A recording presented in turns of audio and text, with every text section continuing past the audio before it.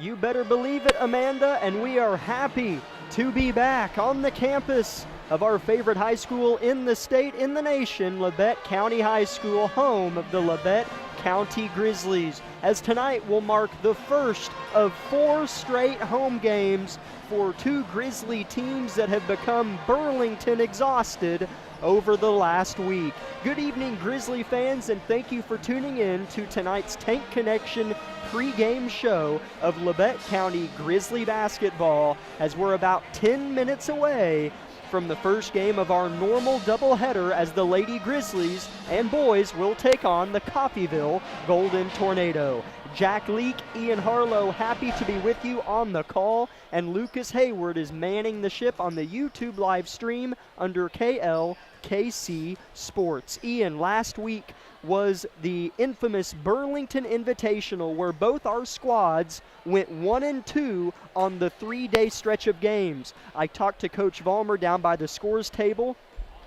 About 30 minutes ago, I ran into her, and she agreed with me when I just talked about the exhaustion of the Burlington tournament, let alone that it was 3 straight days this year, Ian. It was fun to watch our Grizzly boys pick up their first win of the year. The Lady Grizzlies did lose a heartbreaker to Independence, but it's a tiresome week, so it's nice to be back at home. Yeah, three games in a row is not a usual thing in high school basketball, so having that is very exhausting for you as a player, and you don't have any rest days or practice days to recover from that, so it's definitely a long week and a very hard-fought week as well. So our Labette County girls played very great, and you you keep saying the Burlington tournament, but I think it was the Kate O'Brien tournament because she played phenomenal. That was her breakout games that she needed, and I think we'll see more of that from her the rest of the season. Caton did have 62 points. I'll be with you shortly, Lucas. Caton did have 62 points in that Burlington tournament. This is the pregame show for the boys, but for those who are tuned in now that won't be later, we'll tell you now. Hudson Baker had 72 points in the Burlington tournament last week in the Thursday through Saturday stretch. So him and Caton combined for like 134 points with my rough mental math, if that's right. 62 for Caton, 72 for Hudson. Fun to watch those 2 seniors get after it in Wildcat country, as we'll take a glance back at last week's Burlington tournament. On Thursday for the girls, they started off with Paola, and boy did they look crisp, Ian. They ran the floor with Paola. They only won by 9, but Coach Vollmer played the reserves a lot of that fourth quarter, and they did a nice job too.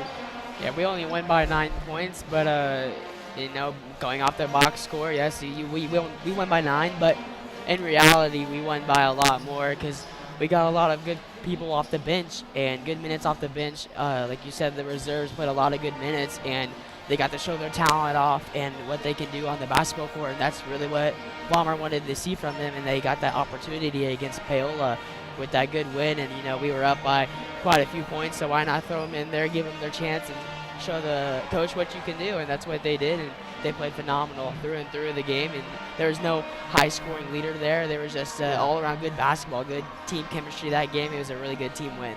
This is the Tank Connection pregame show of Lady Grizzly basketball. Grizzlies and Golden Tornado, we'll call them the NATO. I'm sure I'll call them 5 or 6 different things throughout the game, but I'll try to roll with NATO for simplicity purposes. NATO. They did misspell Lady NATO on the score sheet, and it does say Lado NATO, but I don't think I'll call them that. Labette County had 8 different scores in that Paola game. Second game on Friday was against Ottawa. Cyclones pose a very strong threat to all their opponents. I spoke with their radio broadcaster, the voice of the Cyclones, after the game, and he said, man, we usually kill teams. He said it was great to see a competitive game, and boy was it. Labette County fell 49-41 to Ottawa. Caton O'Brien had 19 points.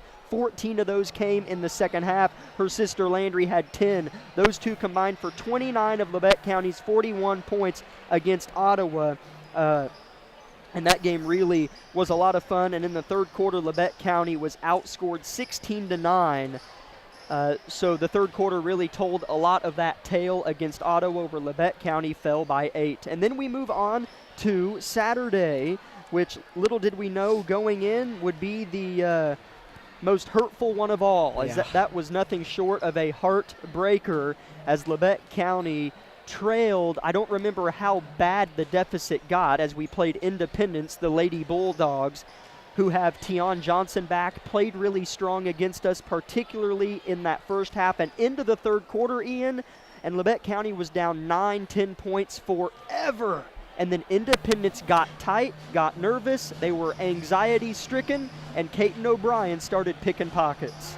Yeah, it was a very tough loss for Labette County girls team, but you know, you come off of that loss and you definitely are a little mad after that loss and the way that you played, and so I think that coming off of that loss against Independence, who is a good rival to our school, we'll definitely put some fire underneath the Labette County girls' feet today and hopefully put a stomping on Coffeyville Tornadoes.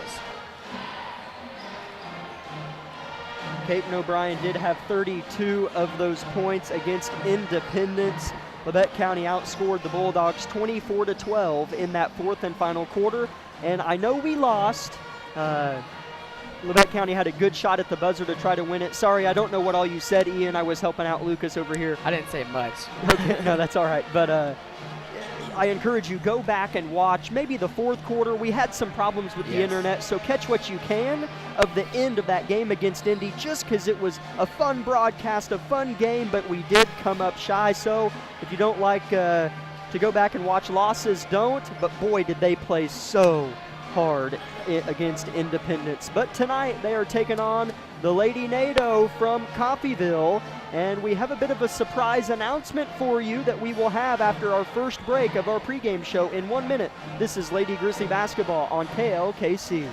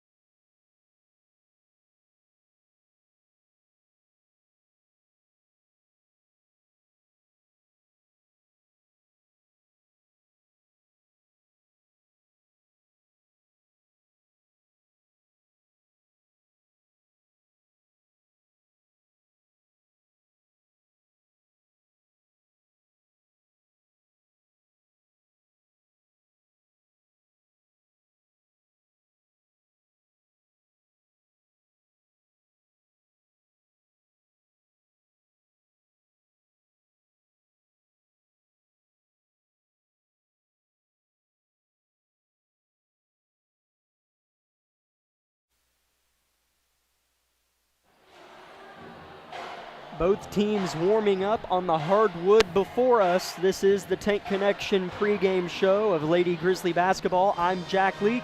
Alongside me to my right, Ian Harlow. To my left, Lucas Hayward on the KLKC Sports YouTube live stream. 2 minutes until tip-off of this one. Our announcement that I left you with as a bit of a cliffhanger before the commercial break. Will Owens, ex-voice of the Grizzlies. I did radio with Will for 2-3 years. Graduated from Labette County and is off in Coffeyville with his coaching adventures. I believe he's teaching a little bit as well. We're so happy to see Will Owens digging in some roots in NATO country. And tonight, I say all that to tell you this. He will be the head coach of the Lady NATO this evening, going head-to-head with Coach Vollmer. Never thought I would say that. Not saying I didn't think Will would be a head coach, but he's not the head coach of this team, as unfortunately Coach Coots is out feeling a little bit ill tonight, so we're happy to see Will down there pacing the sidelines, doing what he loves. Great coach. Will knows a lot about a lot of sports, but unfortunately it's due to some negative circumstances with Coach Coots being ill. But Will, we're happy for you, and we wish you the best in this contest. 1 minute until tip-off from Harrison Gymnasium. The flag, the American flag, just in front of us, will lower from the historic wooden rafters of the curved roof here in Harrison with the hovering scoreboard, one of the very few in the state of Kansas that hovers above the LC Grizzly Paw. Everyone within the confines of the historic venue arises to their feet. We're going to take a 2-minute break and come back with the starters and tip-off.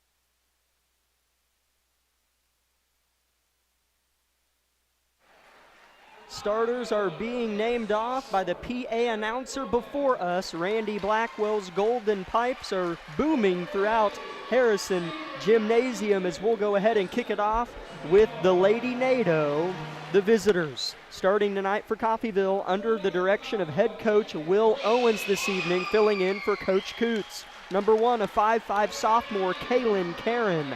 Number 4, a 5'6" senior, Sydney Lynn Burnett.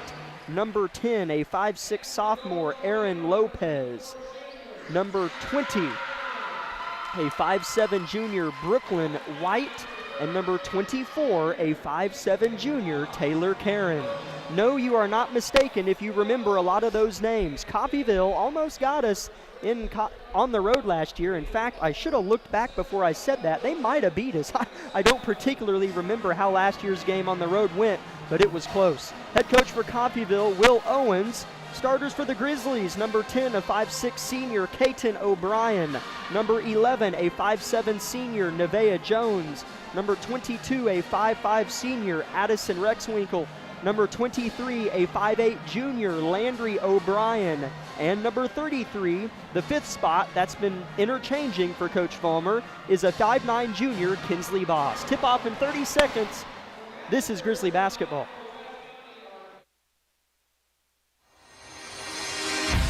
Broadcasting live. Meister for 3 in the lead! Yes! From the studio of KLKC Parsons. Wilson launches another 3, and it's pure for Shelby Wilson! This is Grizzly basketball on 106.7 FM KLKC Parsons. Unbelievable win! I cannot believe it!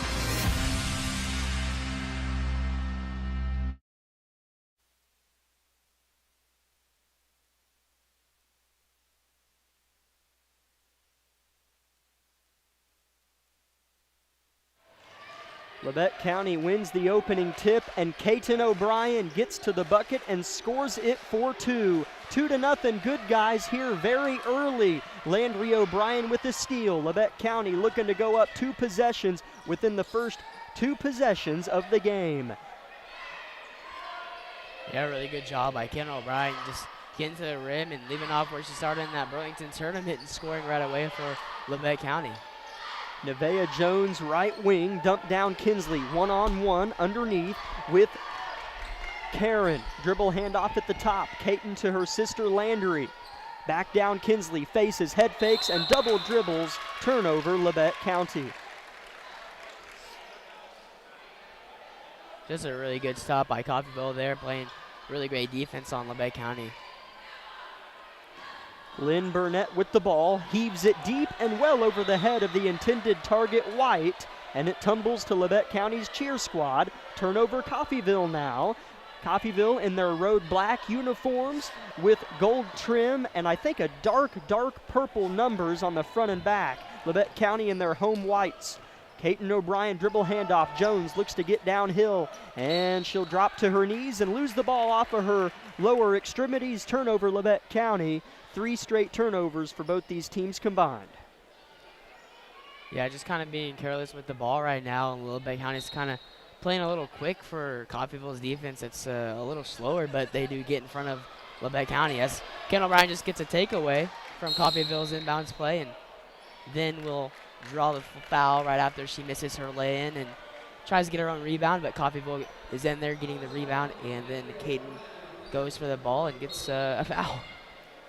They did call it on Landry, at least on the scoreboard. Oh, wow. I was with you, Ian, but so Landry picks up the first foul of the contest. Coffeyville looking for a lead, misses the three-point bucket. Long rebound goes to Rexwinkle, and Labette County will rip and run left to right as we view the court.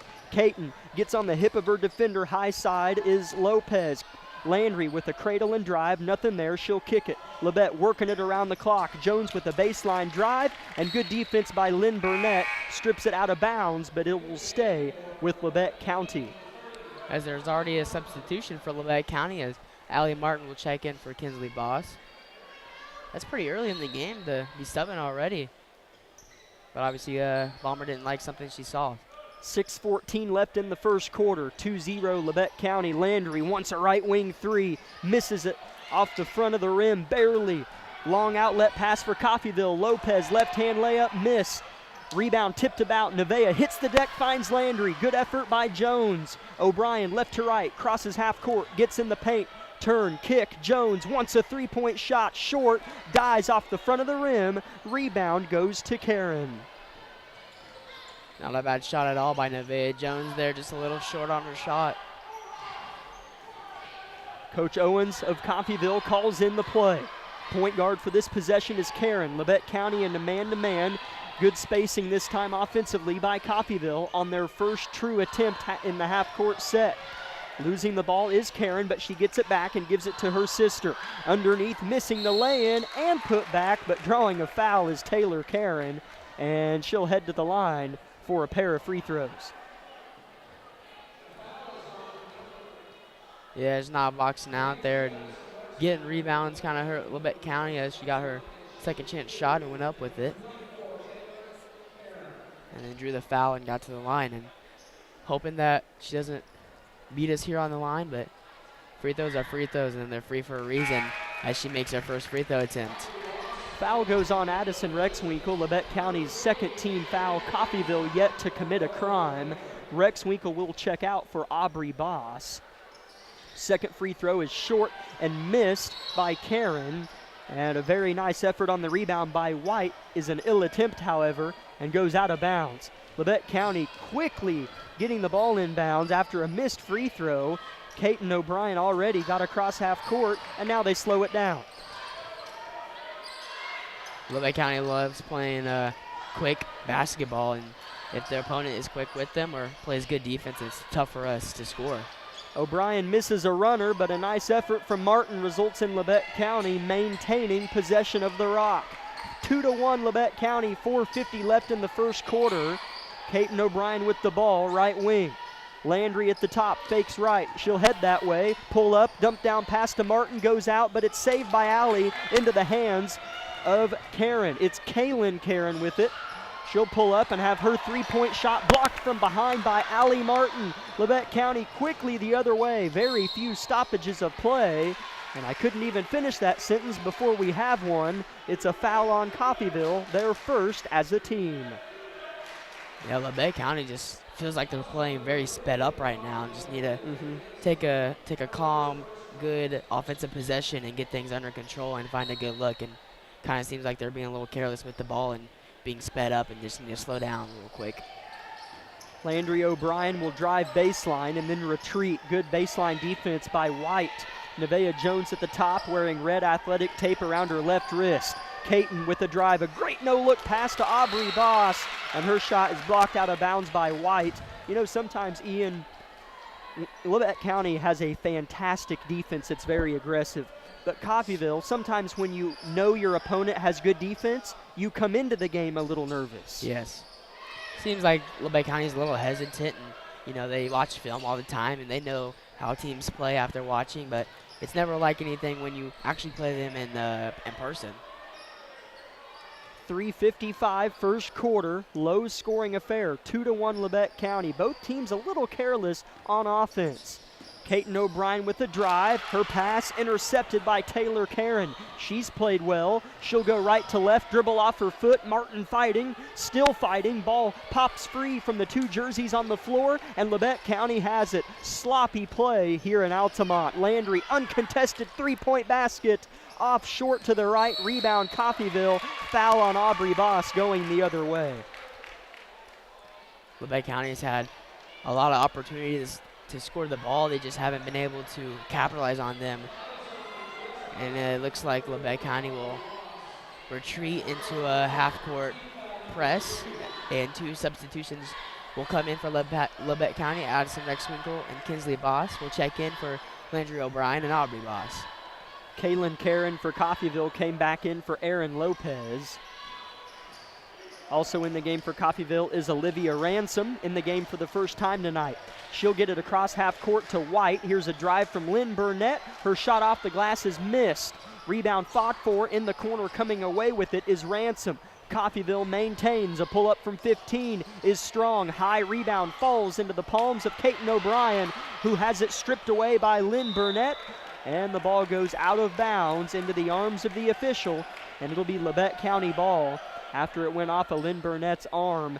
Coffeyville's playing well, and for them to potentially have success here tonight, they might want it to be low scoring and sloppy, Ian. It's something that we struggled in the Ottawa game, was not being careful with the ball and just not getting rebounds either, and that's what they're struggling with on the defensive side as well. Nevaeh Jones misses a three-point shot. Coffeyville with the board. They've had a few opportunities to grasp their first lead of the contest, but they have not been able to. 2-1 Labette County, 2:30 left in the first quarter. Caton O'Brien on the ball handler, Lynn Burnett. They go to Taylor Karen underneath. She'll miss a right-hand hook off the glass short. Coach Owens claps his hands and walks back this way. Labette County runs this way. Here's Martin in the corner. Hits a flashing O'Brien, head fake drive. Her bread and butter, shot is bricked off the glass. Looked good though. Rebound Coffeyville. You don't see her miss those shots very often. She'll make you pay if you leave her open like that. That's a good timeout from Will Owens there. Labette County was about to steal it from Coffeyville as their defense is hounding them at half court. 2-1 Labette County, 2 minutes left in the first quarter. Back in 30 seconds, this is Grizzly basketball. With many years of combined experience, Eye Care Associates of Parsons has set the framework in providing comprehensive eye health examinations for all ages and routine vision care for families throughout the four-state area. Our optometrists and staff provide remarkable care with state-of-the-art technology to help with diagnosis and management of eye health conditions. Give us a call or visit our website to schedule your next eye exam. Eye Care Associates of Parsons. Experience modern eye care.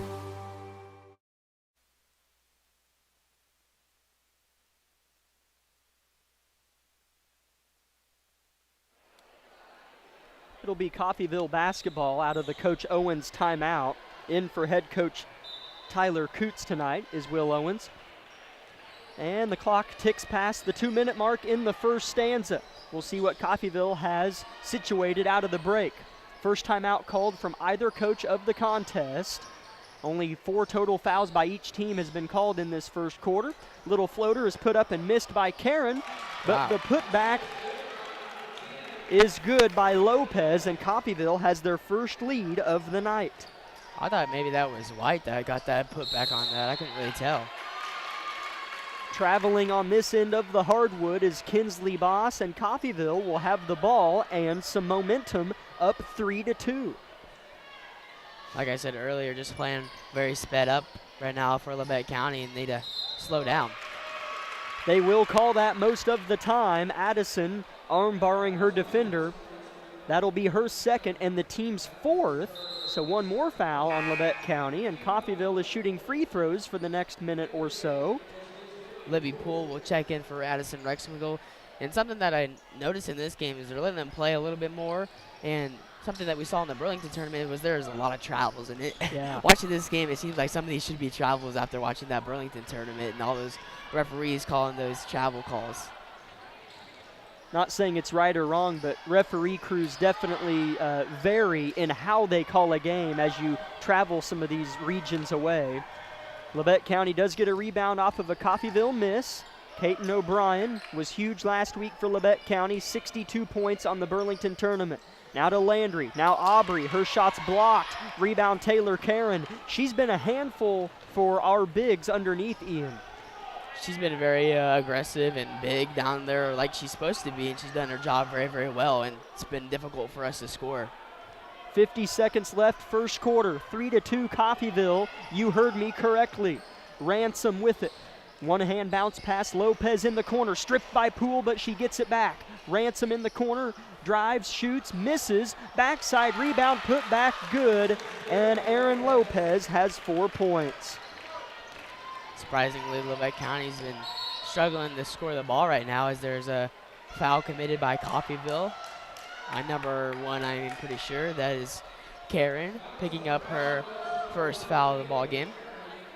And 2 new subs for Labette County will come in, Reagan Roberts and Nevaeh Jones for the Boss Twins. Sydney Lynn Burnett comes in for Olivia Ransom for Coffeyville. 5-2 Coffeyville, 20 seconds left in the first quarter. Coach Vollmer watches on from the far end of her bench by the water jugs. Landry O'Brien will drive. 3 black jerseys greet her in the paint, and she'll back out. 8 seconds left in the quarter. Coffeyville's defense is exceptional. 5 seconds left. Landry just pulls the trigger, misses the bank. Libby underneath, and nothing will be put up. Good defense by Coffeyville. Buzzer sounds, and Coffeyville just held Labette County to 1 field goal in that quarter. But Labette County played good defense as well. A sloppy one. We'll see if it straightens up here in the next 3 quarters. Back in a minute. This is Grizzly Basketball. My name is Bria, and I'm a pharmacist at Bowen Pharmacy. I'm here today to tell you about one of our patient programs, Meds to Beds.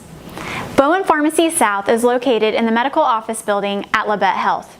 Our staff works closely with the doctors, nurses, and social care workers to ensure that your transition out of the hospital is an easier and more convenient experience for you and your loved ones.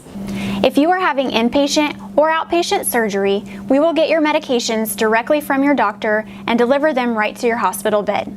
If you are having a baby, we will get your medications or anything else that you may need to get your family home without the hassle of making several stops along the way. Whether you're here for a few hours or a few days, we are here at Bowen Pharmacy and Bowen Pharmacy South to help get you well without any interruption in transition of care. Just ask for Meds to Beds. At Bowen Pharmacy and Bowen Pharmacy South, we are here for you today and we are here for you tomorrow.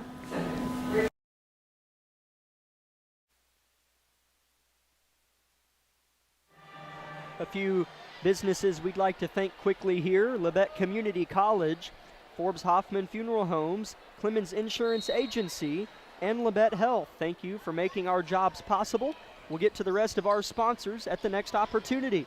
Coffeyville with it, and a great set play out of the half-court entry pass, as laying it in for the first time is Taylor Karen, and it won't be her last, and Labette County travels on the other end.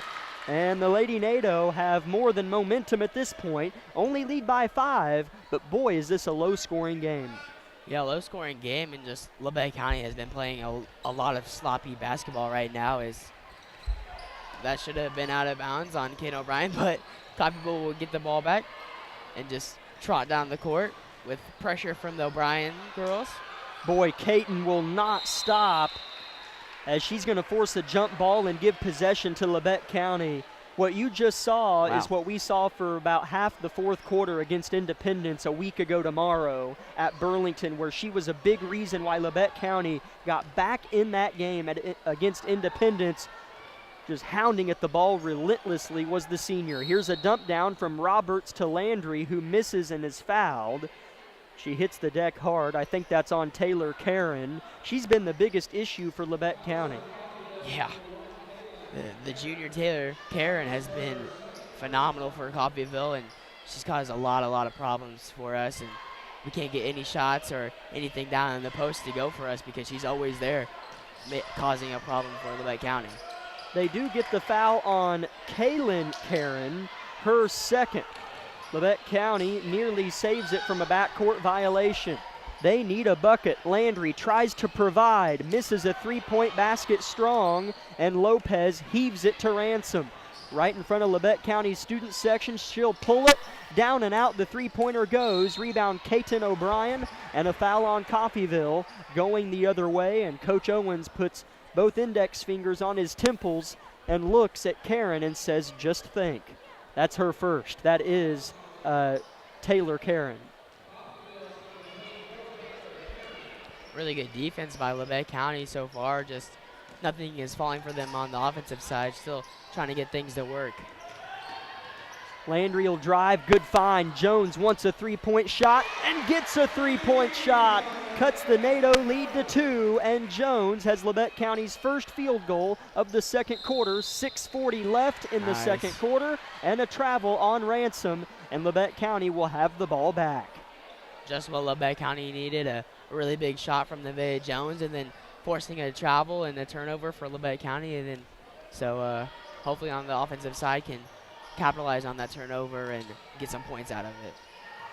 7-5 NATO, 6:30 second quarter, Labette County with it.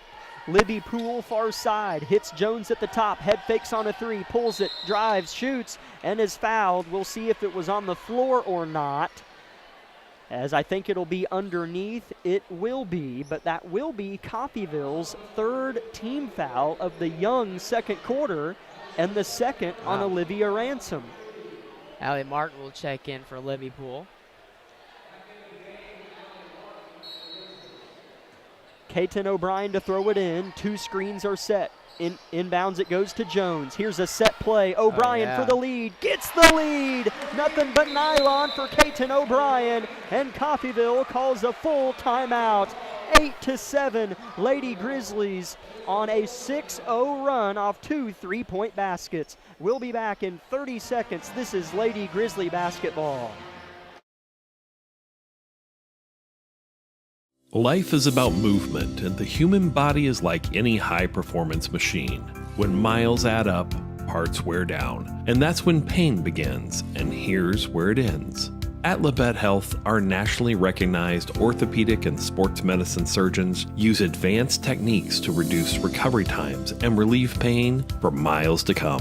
Feel like new again at Labette Health in Parsons, Kansas. For more information, go to labettehealth.com. Unbelievable! Sparklight is unveiling unlimited internet for just $25 a month. Get reliable 100 meg internet for just $25 a month for 12 months with unlimited data. That's unlimited internet. Call 877-469-3057 or visit sparklight.com/savings. Sparklight, a new breed in high speed.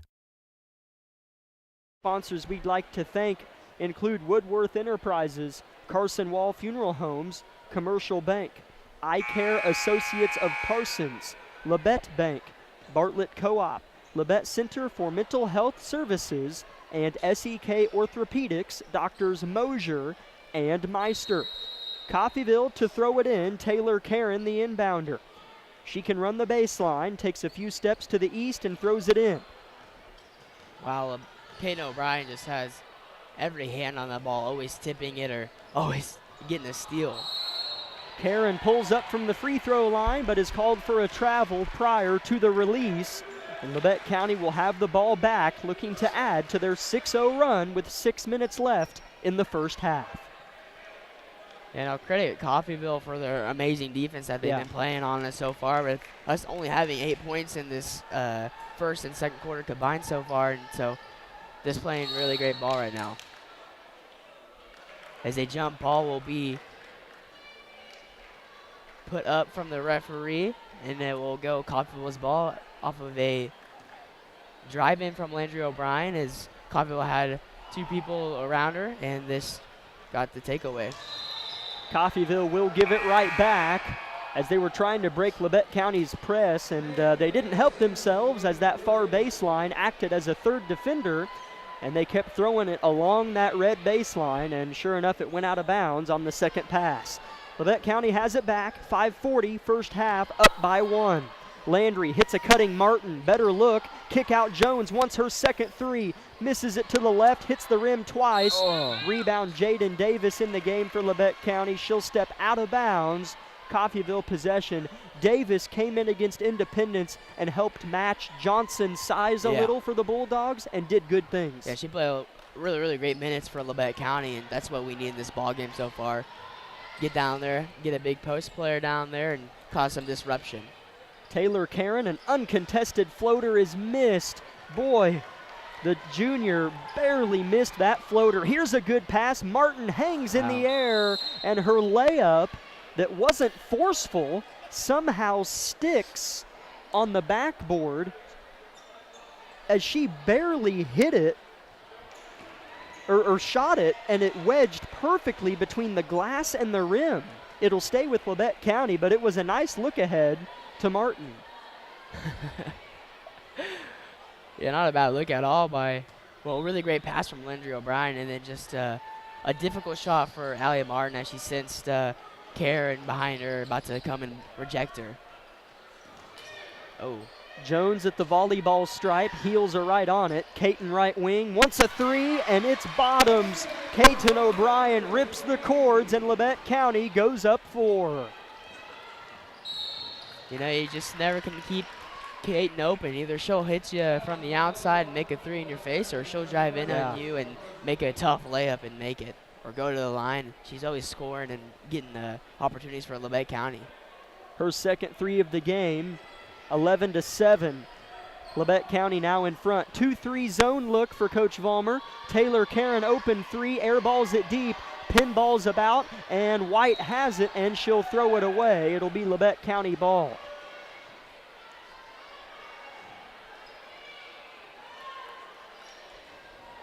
Harrison Gymnasium filling in even after Christmas break, as the 2 games we had here over Christmas break were some of the best atmospheres I've seen in years, and this one is still going to test that. People are filing in.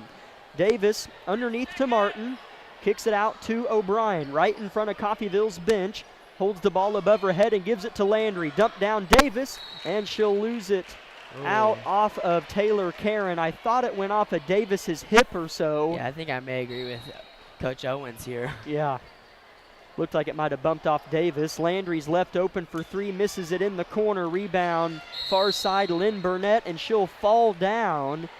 I don't think she got tripped or anything. Maybe just rolled an ankle. I don't know. As she seems to be in a bit of pain. She was called for a travel, though, unfortunately for her, as she is in some pain. Yeah, definitely limping a little bit as Owens goes to greet her and ask her if she's all right, and he'll definitely get a sub in for her. As number 3, Olivia Ransom will check in for Burnett. Labette County wanted to go under the basket on the inbounds, but it wasn't there. Jones, right wing, and an illegal screen on Jaden Davis is called as she exchanges eye contact with her head coach and tries to smile it off. Yeah, she may just disagree a little bit with that call, but all in all, you just got to go with the ref's call and just keep playing.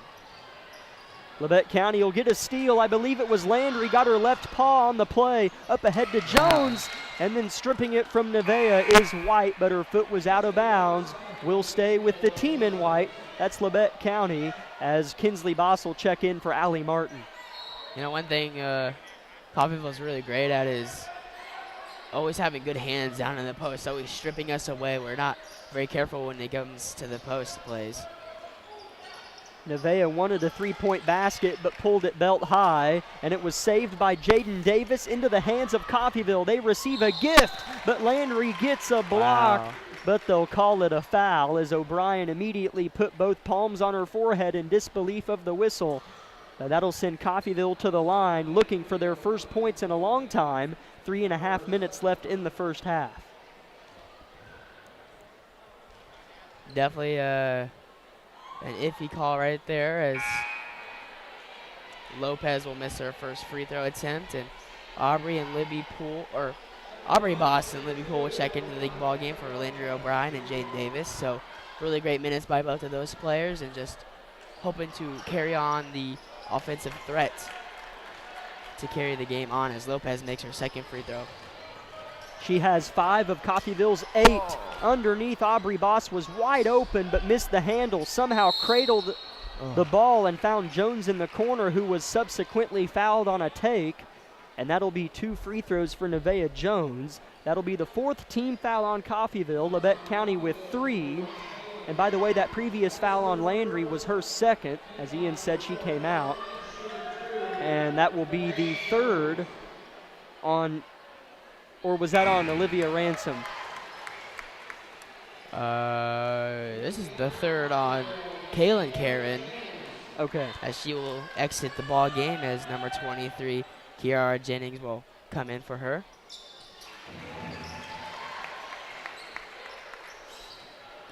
So Nevaeh Jones will make her second free throw, and Coffeyville will inbounds it underneath the basket. 13-8 the score. Nevaeh made both free throws, and Labette County gets a steal.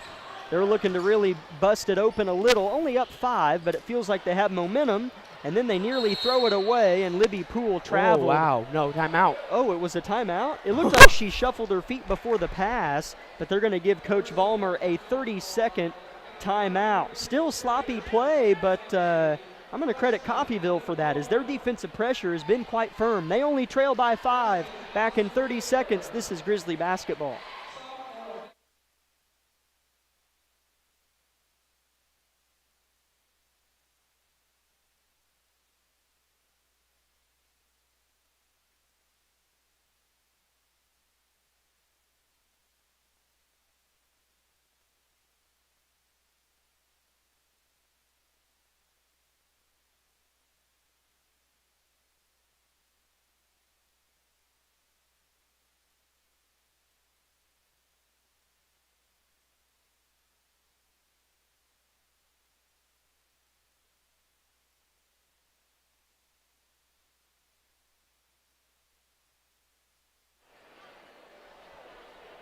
(13-8), Lady Grizzlies in front of Coffeyville here in Altamont, back on their home hardwood for the first time in what feels like ages.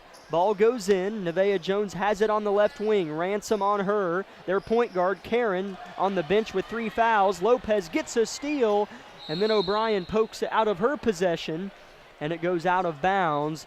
It'll stay with Coffeyville.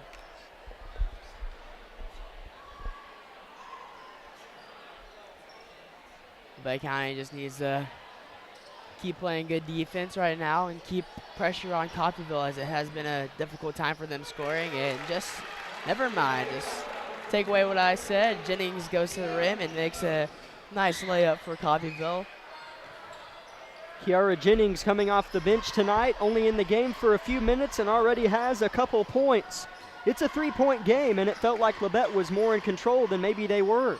Here's Caton underneath, shoots another crafty layup that misses, but there's Kinsley. What a find to Roberts, and she's fouled on her way up. I'm not sure how Kinsley obtained spider senses there and knew that Roberts was underneath, but she found her, and she'll shoot 2.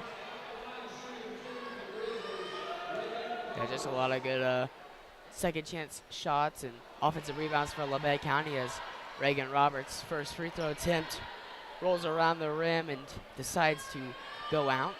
But a lot of good second chance shots and good offensive rebounds for Labette County. It's good look for them so far. And Reagan Roberts will get her second free throw chance and miss it. But on the rebound, Coffeyville will maintain it and then try getting away from the 3 white jerseys around her, but will then take a couple of steps and travel. So Labette County will maintain possession of the ball underneath the rim. Caton will try to drive it, and she'll get there. Her layup is no good. Labette County maintains possession off the rebound. Jones puts up a layup that misses, and Roberts is on the far side, and a really early jump ball is called in. That ball was held by both players for about 0.4 seconds, I counted, and they call it in. It'll be Coffeyville possession.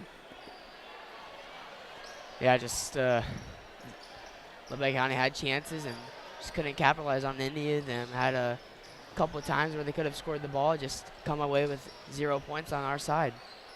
2 minutes left in the first half. 13-10, Lady Grizzlies in front. Pass across the paint, poked out by the senior Caton O'Brien. It'll stay with Coffeyville as Coach Owens calls in the inbounds play.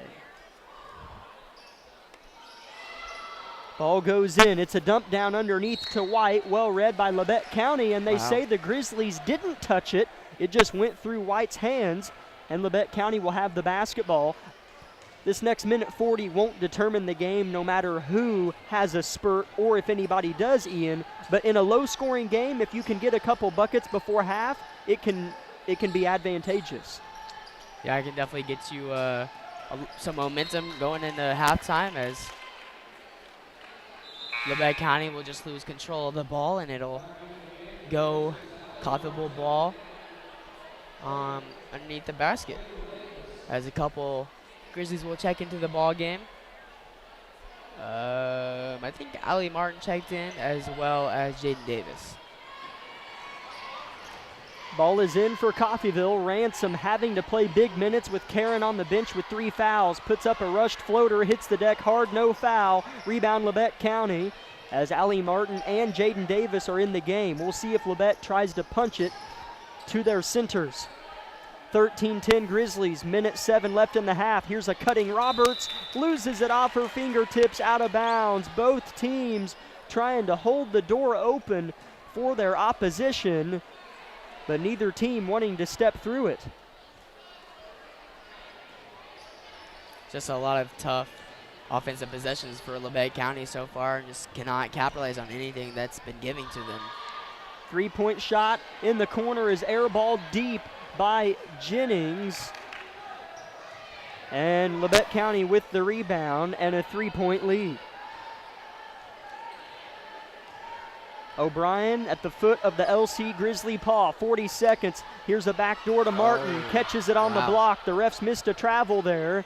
Here's Jones on the far wing, good seal by Davis, 3-point shot, hits the front of the rim, falls over to the back, and it's rebounded underneath there by Jennings. Lopez out and running, gives it to White, right-hand layup, missed short, rebound Davis, what a board by JD, and a foul going the other way on Coffeyville, and that'll be free throws for Labette County.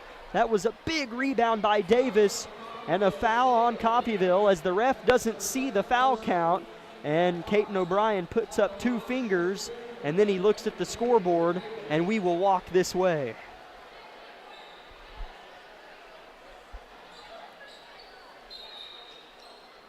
Hopefully this time on the offensive side for Labette County, they can get something to roll for them. As I thought, oh, okay. For a second, I thought they were going on Coffeyville's side to shoot a free throw, as it was just Balmer on the other side cleaning up something on the ground, maybe some sweat and water, whatever happened over there. She's just cleaning it up, and we will take a moment to get that all picked up. As Jaden Davis will look to make 2 free throws at the free throw line for Labette County, and will miss her first free throw attempt. Jaden came in against Independence and played very well and got us back in it, helped get us back in it. Davis second, hits the same spot of the rim and misses. Coffeyville can try or tie it should they make a 3-point shot. 12 seconds left in the half. They'll settle for a 2-point shot, and the drive is good by Jennings. She has 4. Labette County with 5 seconds. It's a 1-point game. They lead Coffeyville. Underneath to Davis. She'll turn, fire and miss, and Coffeyville has to be pleased with how they closed out that first half. Labette County 13, Coffeyville 12. Back in, let's go 4 minutes so I can take a break, and we'll be back, sorry about that, Amanda, with the Eye Care Associates of Parsons halftime show.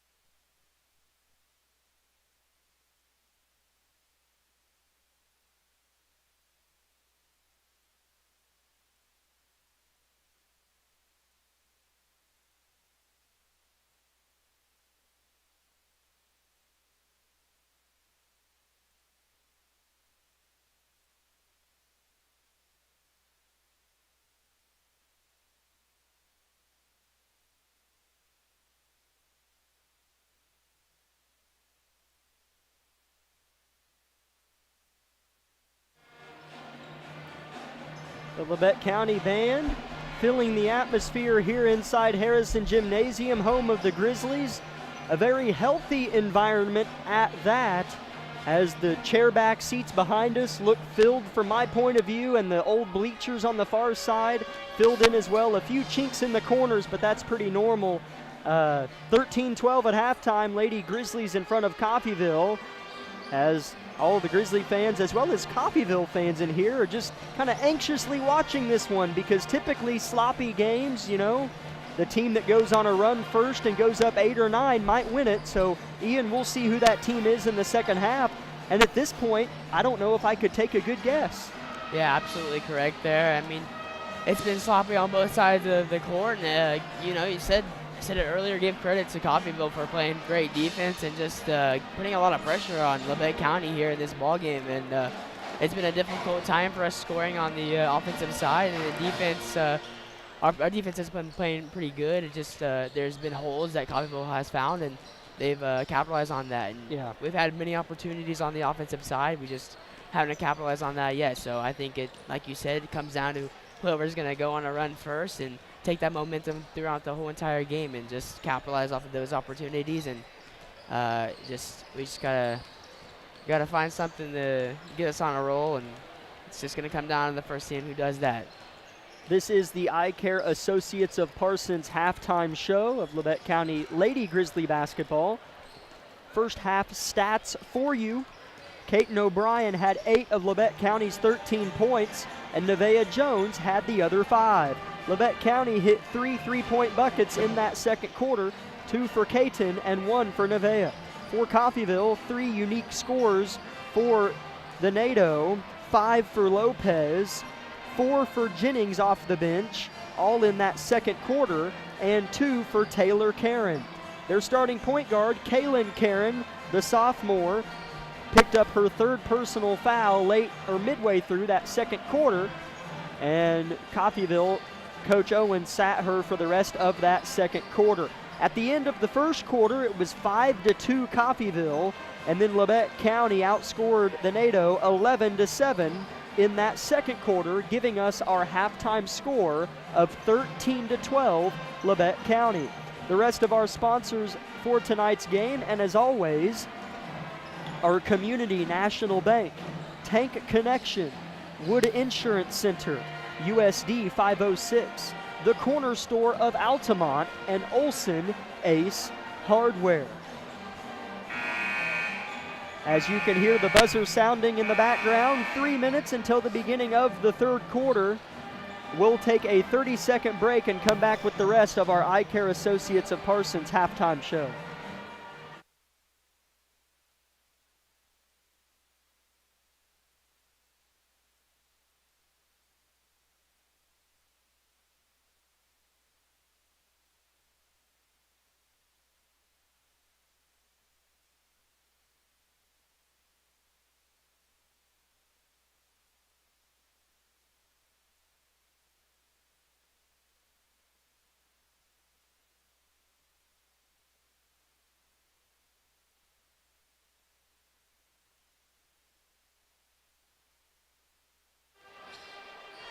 A score for you in the SEK. Chanute, the Blue Comets, travel to Parsons tonight. So Chanute at Parsons. The girls' game there in Viking country is about halfway through the third quarter, and the Lady Vikes lead the Lady Blue Comets 37-32.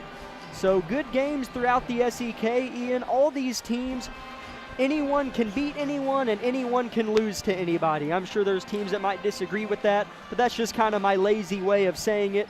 Fort Scott, in my opinion, has certainly protruded above the rest. They were quite impressive when they came here and played us. Yeah, Fort Scott's a very talented, all-rounded, great team to play, and they definitely showed it here when they traveled to Labette County, and they definitely put a good beating on us as well. I mean, we had our opportunities in that game, and they just slipped from our hand, and Fort Scott took advantage of it and just outplayed us in that entire game. I'll try to find some other scores from around the league. For Tuesday night's game, Labette County will play Independence. Tune in for our pregame show of both the girls and boys. Heck, stay for the whole broadcast, but I will have a graphic. I'll do my best to make one over the weekend of the SEK League standings. For the girls in the pregame show, we'll show it and talk about it. And for the boys' pregame show, we'll show that graphic and talk about it. So tune in for that if you want to know where everybody stands in the SEK. with their league records as we enter the cycle of the SEK, as after tonight, Labette County will have played everyone in the league once and begin the second time around cycle on Tuesday as we host Independence, which is a team that we see a lot, Ian. We will play them 3 times this year, and we saw them at Circle but didn't play them. They were just there. And we saw them at Burlington. Yeah, wow. Yeah, and we might see them in Sub-State too. Most of the time we do. We can't get enough of those Bulldogs. Labette County with the ball as the start of the third quarter is underway. Caton O'Brien with a fading floater that is missed. And Taylor Karen will bring the ball up the floor. Her pass is batted by Landry O'Brien, and a foul on Coffeyville. Labette County defensively coming out with some mojo. Lynn Burnett is just taking a beating tonight, as she had that twisted ankle or something happened over there, and then she just got a hard knock into Landry as well. She's hanging in there and will remain in the game. 7:35 left in the third quarter. Landry pops to get the ball from Caton, pounds it with her right hand, fakes a pass to the corner, shot off the glass, trickles off the front of the rim, and she'll slap the floor in frustration and then have to hustle back. Coffeyville left to right. Here's White. An unguarded layup is good, and Coffeyville has a 14-13 lead. Let's hope that doesn't start the mark of a run for Coffeyville either. As Landry puts up a quick long 2 that's off the mark, Addison saves the rebound to Caton. Nice effort by Rexwinkle. O'Brien in the paint, nowhere. Addison dumped down Kinsley short corner. Her pass is tipped about. Landry has it, bucket plus the foul. It wasn't the prettiest of possessions, but the end result was positive. Landry O'Brien with an and one. Her first points of the contest. Yeah, sometimes it just takes a while to get started in a ball game and find your rhythm, and hopefully this is the spark of a rhythm for Landry, as her free throw attempt is a make, so the 3-point conversion is made by Landry. Karen underneath, throws it right back to Lynn Burnett, who lays it in plus the foul. As maybe the lid's coming off a little bit in terms of offensive production, as both teams get and ones here early in the third quarter. That'll be the third foul on Addison Rexwinkle. I don't know if you mentioned that or not. Lynn Burnett misses the and one. We're tied at 16. Labette County already running. Here's Caton, kicks it to Landry. She'll drive and is tripped up and fouled. It must be very slippery over there. They both just fell on the ground. I mean, we saw Vollmer wiping something down on the floor earlier, too. Right in that same region. That's a good point. This Labette County team is trying to move to 8-5 on the season. Definitely a well-needed victory in the SEK play for Labette County girls here, as well as the boys later tonight. Started 5-1 and then have lost 4 of their last 6, have our Lady Grizzlies. Looking to try to even things out here with 4 straight games at home starting tonight. 16 all, 6:20 left in the third. Coach Vollmer watching on from the sideline. Nevaeh Jones in the corner. Extra pass to Addison. Down low is where they've struggled mightily. They go down there to Aubrey. She'll try to face, but it's not there. Rexwinkle pulls a deep 2 off the mark. Rebound Coffeyville. Left to right, quickly the other way. Here's Ransom for 3, short. Deep rebound goes to Lopez, and Rexwinkle hustles back and bats it out of bounds. We definitely thought the lid came off the basket, but it kind of seems like it went just a little bit back on for Labette County as we struggle to find a good shot or something to fall for us on that offensive possession. Coffeyville throws it in. A 3-point shot is drilled by Kaylin Karen, who didn't get to flex her abilities a lot with 3 personal fouls in the first half. But that was an impressive 3-point shot for Karen. Landry will drive, shoot off the glass, and miss it. Karen runs the other way and dribbles off her leg, but it goes off Nevaeh Jones out of bounds. A lot of those sequences have happened tonight for both teams. Coffeyville starting to play a little looser now. Yeah, definitely feels like Coffeyville has gotten comfortable in this atmosphere and on the court, so they're starting to find a rhythm now, and hopefully Labette County can still find theirs as they've struggled offensively, as Labette County will force a turnover and Landry O'Brien will take it to the basket, and Euro step to the basket and finish the layup. Defense into offense. Nevaeh Jones gets a batted pass and a steal. Labette wants the lead back. She'll turn, fire, and miss. Soaring in for the board is Aubrey Boss. Labette County fighting back for that lead. 5 minutes left in the third quarter. They keep it. Landry O'Brien right in front of the student section. Goes to Kinsley Boss. She'll turn and face. She's absolutely harassed. Landry back with the rock again. She'll fake right, go left, lean, shoot, and somehow get it to go. Labette County back up 1. A really good finish from Landry O'Brien, as Coach Owens will call a full timeout as Coffeyville passed half court. Turning into a good one. Timeout Coffeyville. It's a 60-second break in duration. Labette by 1. Back in a minute. This is Lady. At Labette Community College, we're passionate about medicine and compassionate about people. Our highly trained instructors provide innovative career-specific education in the field of diagnostic medical sonography. Do you already have an associate or bachelor's degree in healthcare? Earn an additional certification in sonography. LCC offers a 12-month completely online program with a clinical component. In as little as 1 year, specialize in OB, abdomen, or vascular. For more information, text pound SONO to 620-293-6671 today. Apply online at labette.edu. Discover what you've been missing in Parsons, Kansas. Curious Minds Discovery Zone, a children's museum that inspires a love of learning, with hands-on exhibits for all ages to imagine, create, learn, and discover. Kids enjoy looking through microscopes, building on our magnetic ball run wall, creative play in our doctor's office or grocery store, and lots more. Discover, explore, Parsons, Kansas.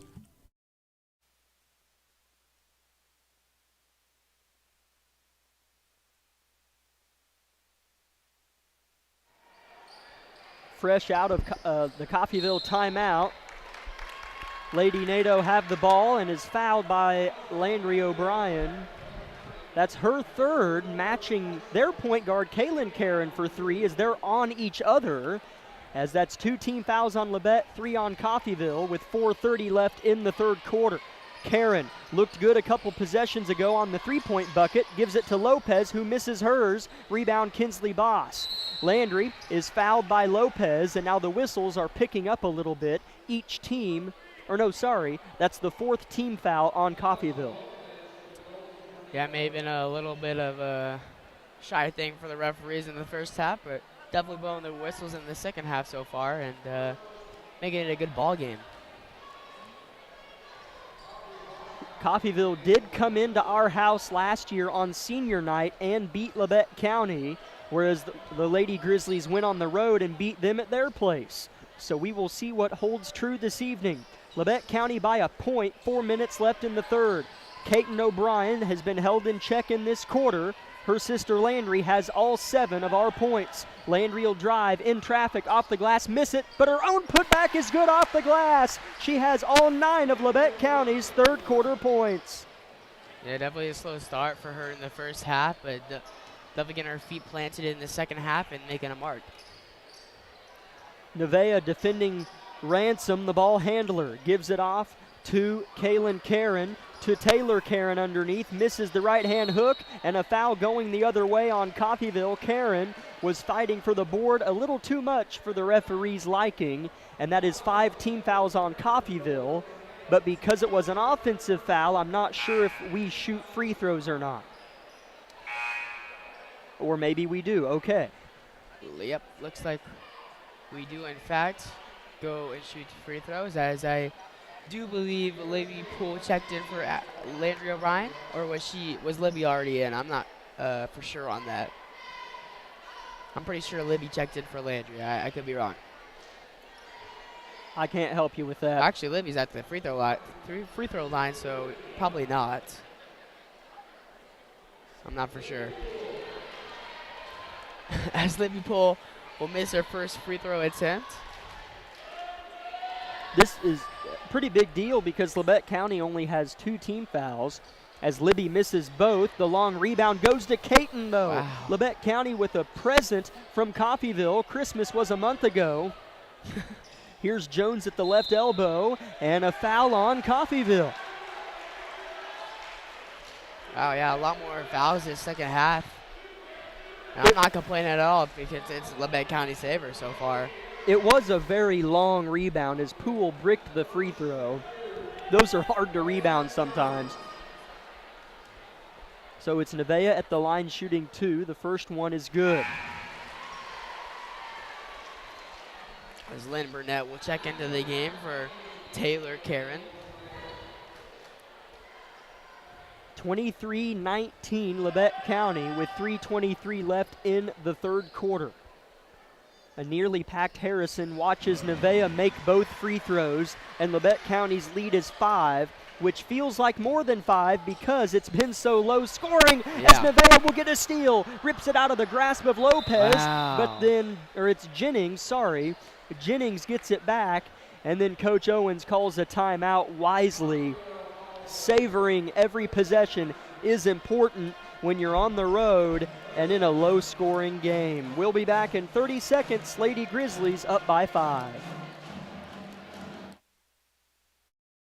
V93.5 is your home for the best variety of the 80s, 90s, and today. Get your day started with the Anna and Raven Morning Show. You're the judge during couples court. Couples share their disagreement, and then you decide who's right. Think you know pop culture trivia? It could pay off, and you score the cash jackpot when you play Can't Beat Raven. Kraus in the house gets you home every weekday afternoon starting at 2. Stream us anytime, anywhere at KLKCradio.com.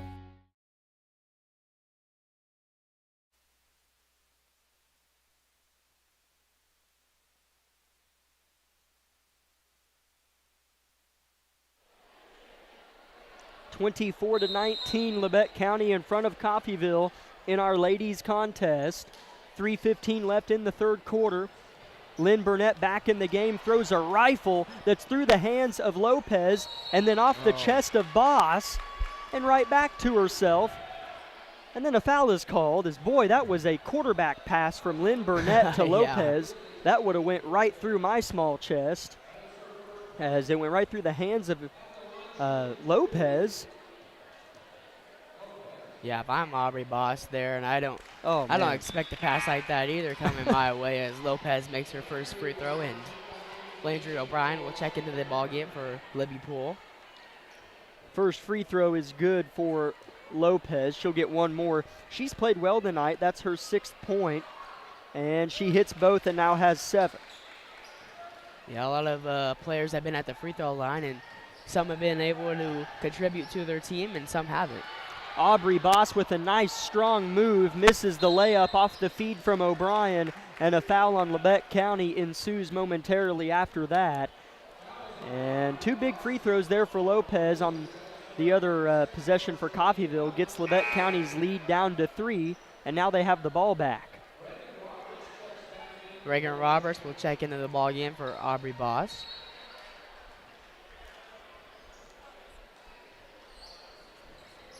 Coffeyville trying to break Labette County's token press, and they do. Up ahead to Karen. She'll fake to the corner, shoot a floater, and score. She's really leaning into her abilities in this quarter, and it's just a 1-point Grizzly lead. Landry wants a quick trigger 3 and buries it. Big shot as Coach Will Owens just turns and looks at his assistant, Jenna Etchison. Just like, boy, she had to hit that, didn't she? Tough shot, tough make. Just a really good shot from Landry as she, on the other end of the court, Landry will also get a rebound for Labette County. Landry O'Brien with 12 of Labette County's 14 third quarter points. 27-23 is the score. Landry had to chase down a bad pass from Martin. Landry with the driving kick to Jones. And a foul on Coffeyville will result in 2 more free throws for Labette County. It'll either be Nevaeh or Landry shooting them. And Nevaeh will go to the line and shoot 2 free throws for Labette County, as that will be the third foul on Ransom. First free throw for Nevaeh is good. She's 5 for 5 from the free throw line and has 5 of her 8 points from the stripe. Taylor Karen checked back into the ballgame for Brooklyn White. And the second free throw is good from Nevaeh. Coffeyville had just cut it to 1, and then Labette County goes on a 5-0 run. 29-23 they lead. Minute 50 left in the third. Taylor Karen with it at the Labette County logo at midcourt. Good denial by Landry, but it goes to Ransom.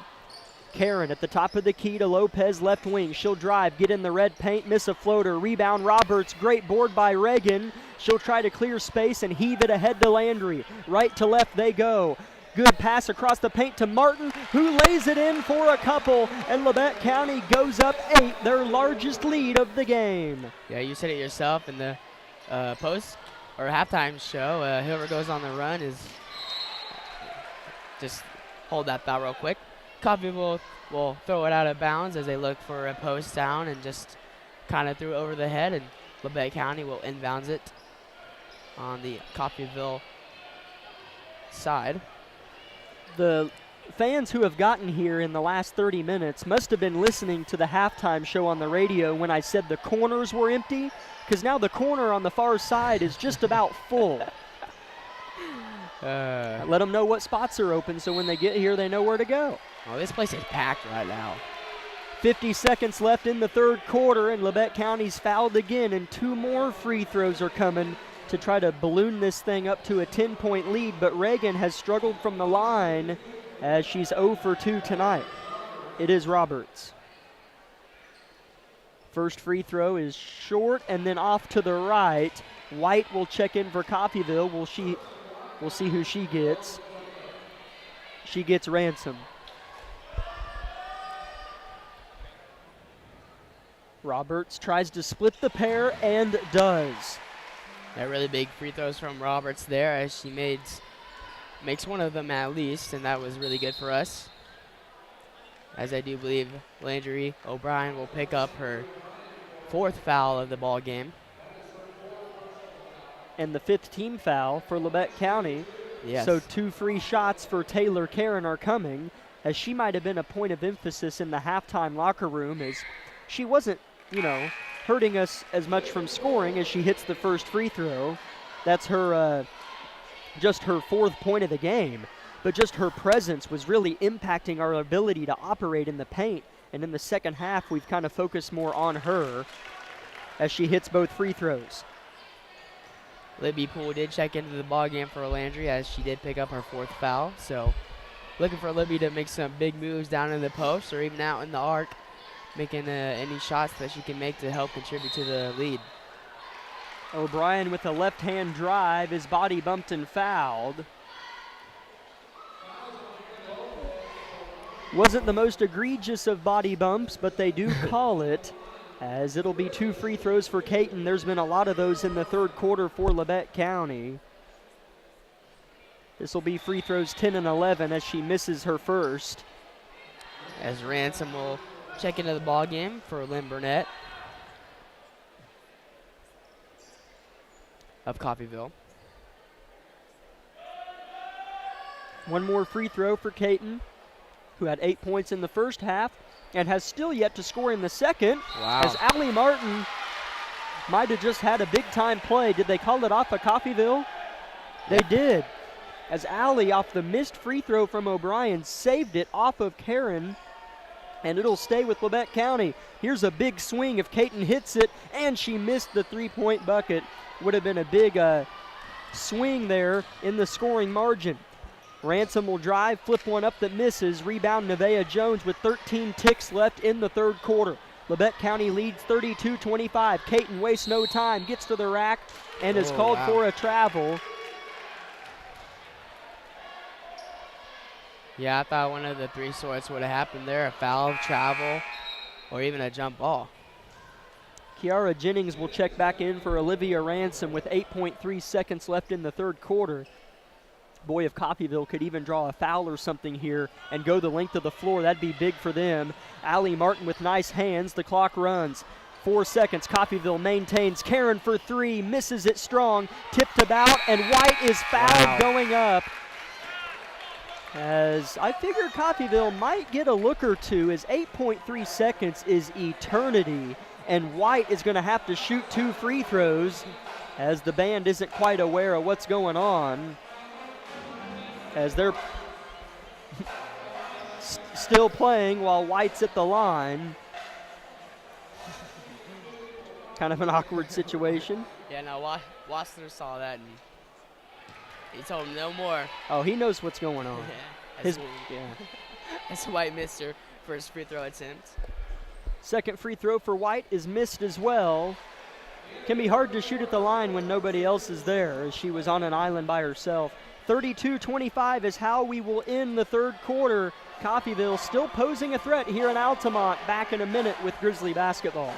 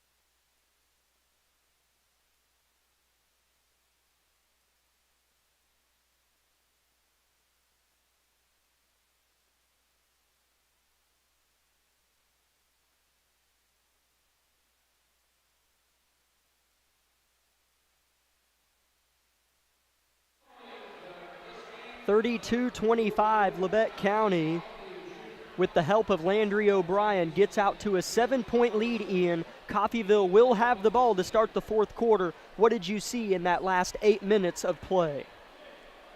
A lot of great offensive possessions by Labette County, and as well as Coffeyville. They had a lot of good possessions here and there, but just Labette County came on top and found the rim a lot more, and just continue to stay dominant on defense as they are right now, as Nevaeh Jones will get a takeaway from Coffeyville, and Addison Rexwinkle will push it down the court.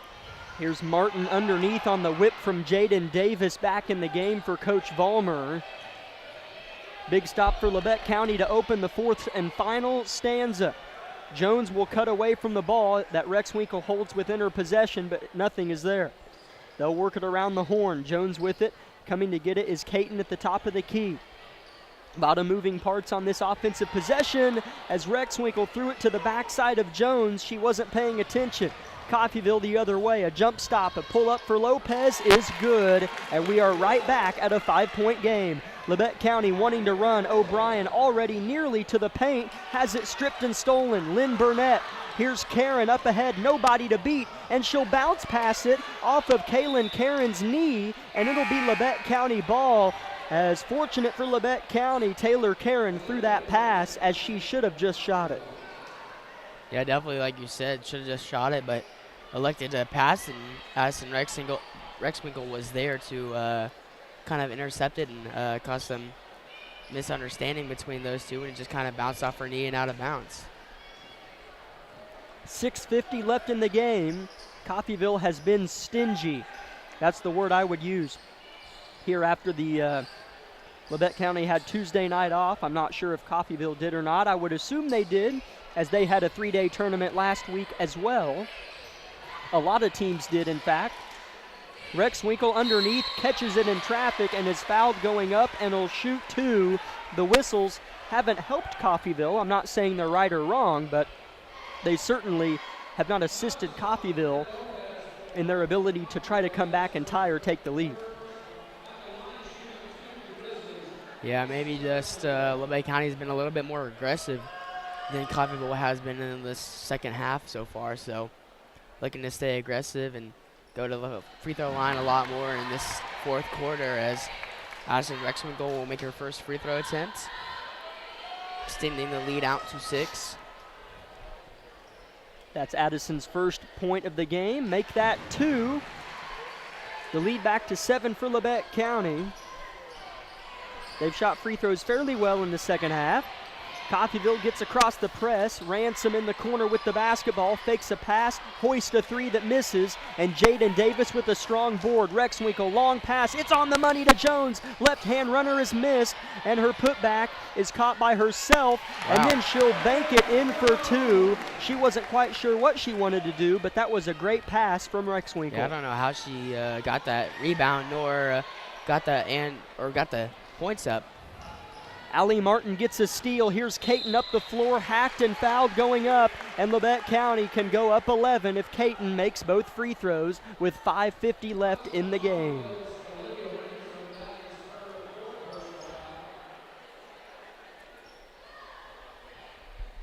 They'll be hoping for Caton to capitalize at the free throw line and extend the Labette County lead to 10 or even possibly 11. As she does make her first free throw attempt. And for Coffeyville, Lynn Burnett will check into the ball game for Ransom. 37-27, Labette County outscored Coffeyville 19-13 in that third quarter, and Landry O'Brien had 12 of those 19 points as Caton gets her 10th point of the game, and Labette goes up 11. No room to breathe for Coffeyville. Jones strips it away. Her long pass goes to Caton O'Brien. Oh, that's backcourt. As no backcourt violation was called. Here's Davis to Rexwinkle. Right hand runner, good.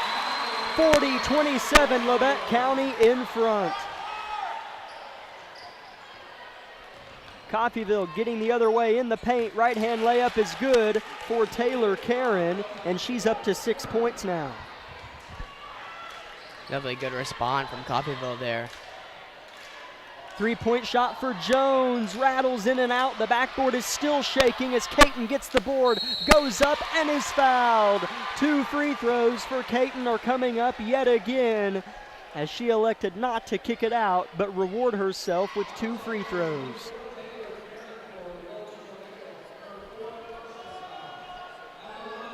A really good job by Caton as she went up and got a rebound for them as she misses her first free throw, but just a good rebound by Caton and then a good second chance shot as well.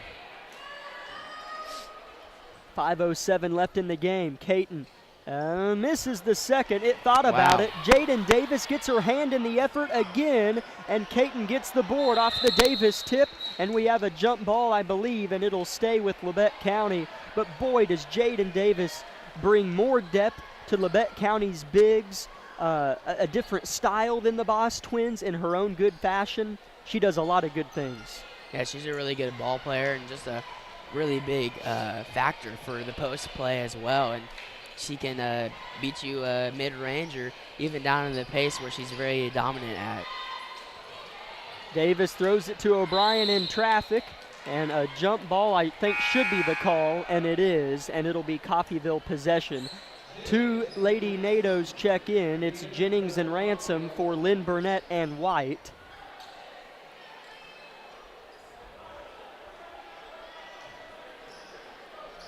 This was a very close game for, well, the whole game. So if you're just tuning in, this has been the most comfortable place Labette County's been all game, but still very far from over as Labette County does get another steal. Those have picked up. Martin gets her hand in on the effort.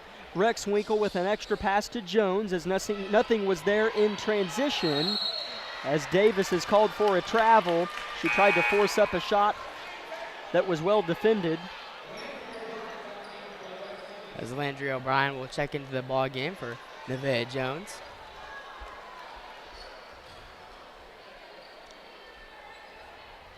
Landry has 4 personal fouls. Karen gets in between 2 Grizzlies. It's Kaylin Karen with the basketball, defended tightly. And then a foul called by the baseline judge on Labette County. just their first of the fourth quarter with 4:08 left in it. Coffeyville with 3 team fouls, and that's the second on Allie Martin. Yeah, still a lot of time left in this ball game for Coffeyville to make a comeback or even get only down by 5 like they have been quite a few times in this ball game. Jennings with the head fake, good backside D by Landry O'Brien, and Rex Winkle picks it up, and her outlet pass is poked out into the first row of spectators by Kaylin Karen. Coach Vollmer wants a timeout. Might be her first called timeout of the game. It'll be a 60-second break. Labette County leads by 11 with 3:50 left in the contest. We would like to thank Labette Center for Mental Health Services, Community National Bank, Tank Connection, Wood Insurance Center, USD 506, the Corner Store of Altamont, Olson Ace Hardware, and SEK Orthopedics, Doctors Mosier and Meister. It's a full timeout. We'll be back in 30 seconds. Lady Grizzlies in front.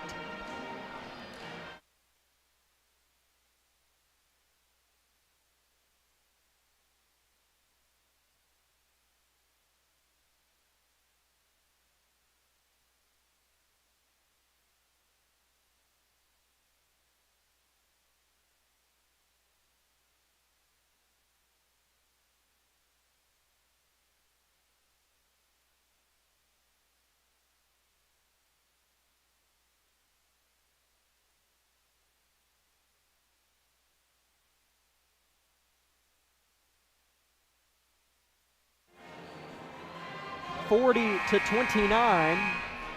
Lady Grizzlies in front of Coffeyville, but not before 3.5 quarters of pure fight from Coffeyville. It's not like it's not continuing. They're still fighting, and fighting hard, as their defense is the reason they're not down 16 or 17. But the reason they're not closer, Ian, is because of our defense. Yeah. Our defense has been a really big factor to this Labette County girls team this whole entire year, and it's a really hard defense to get past, as if you're an offense going against us, it's hard to score on us anytime. We'll see if Labette tries to attack or burns some clock. 3:35 left in the game, Labette by 11. O'Brien leaves the ground, grabs a pass with her right hand. In traffic and travels, turnover, Grizzlies.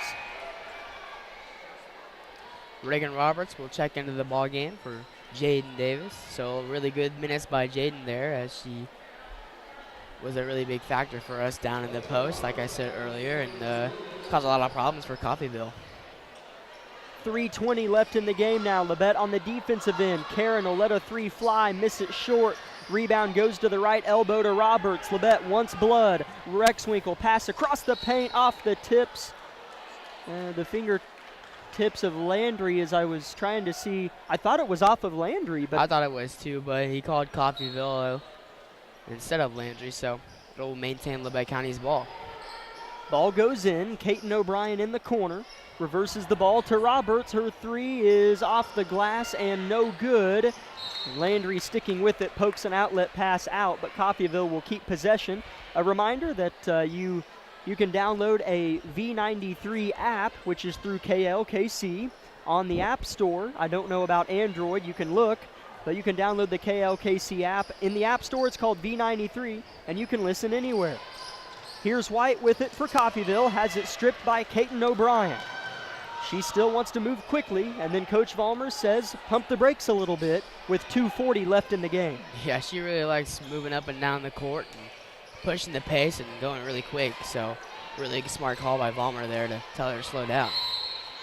Kaiten O'Brien with a good dump down pass to Roberts, and she's fouled going up. Coach Owens mightily disagrees.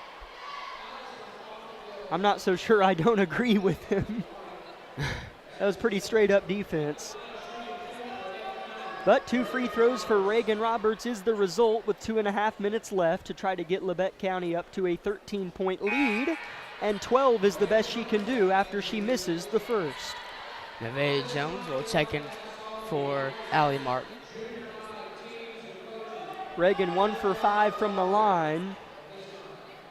Hopefully statistics doesn't hold true and she knocks this down. And she'll miss it deep. Rebound fought for, and Karen has it for Coffeyville.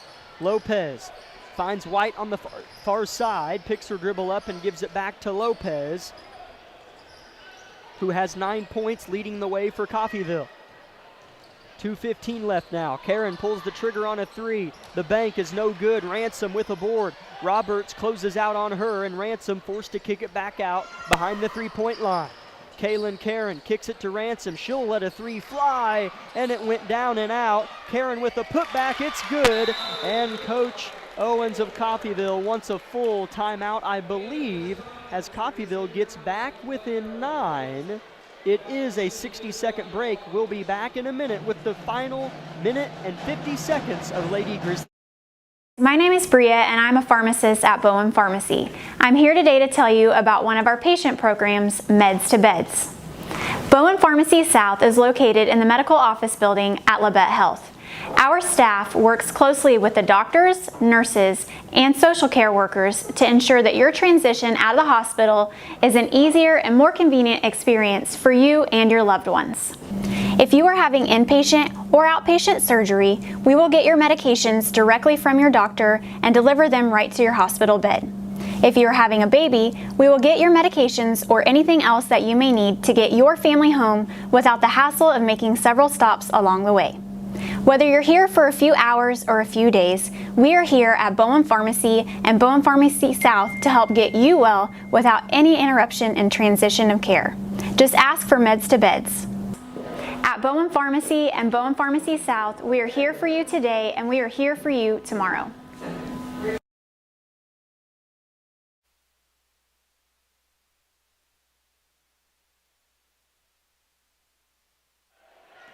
Labette County comfortably gets the ball in play, and the clock runs down under a minute 50.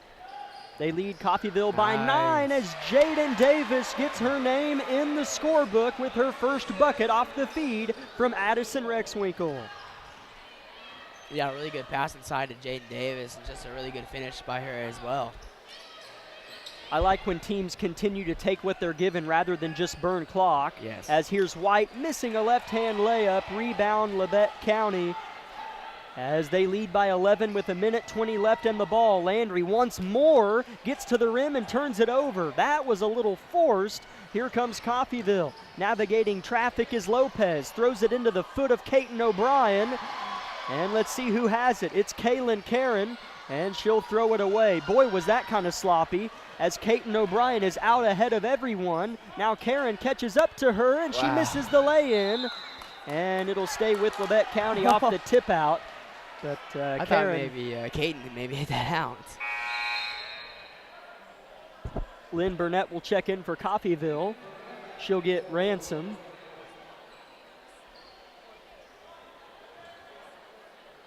Kaiten O'Brien to throw it in, holds the ball, and throws it into Landry, who misses the layup, but she's fouled. And we'll look for her first points of the fourth quarter, where she carried us in the third, Ian, with 12 of our 19 points in the third quarter. Yeah, she had a really great third quarter as she makes her first free throw attempt. And Reagan Roberts will check in for Jaden Davis.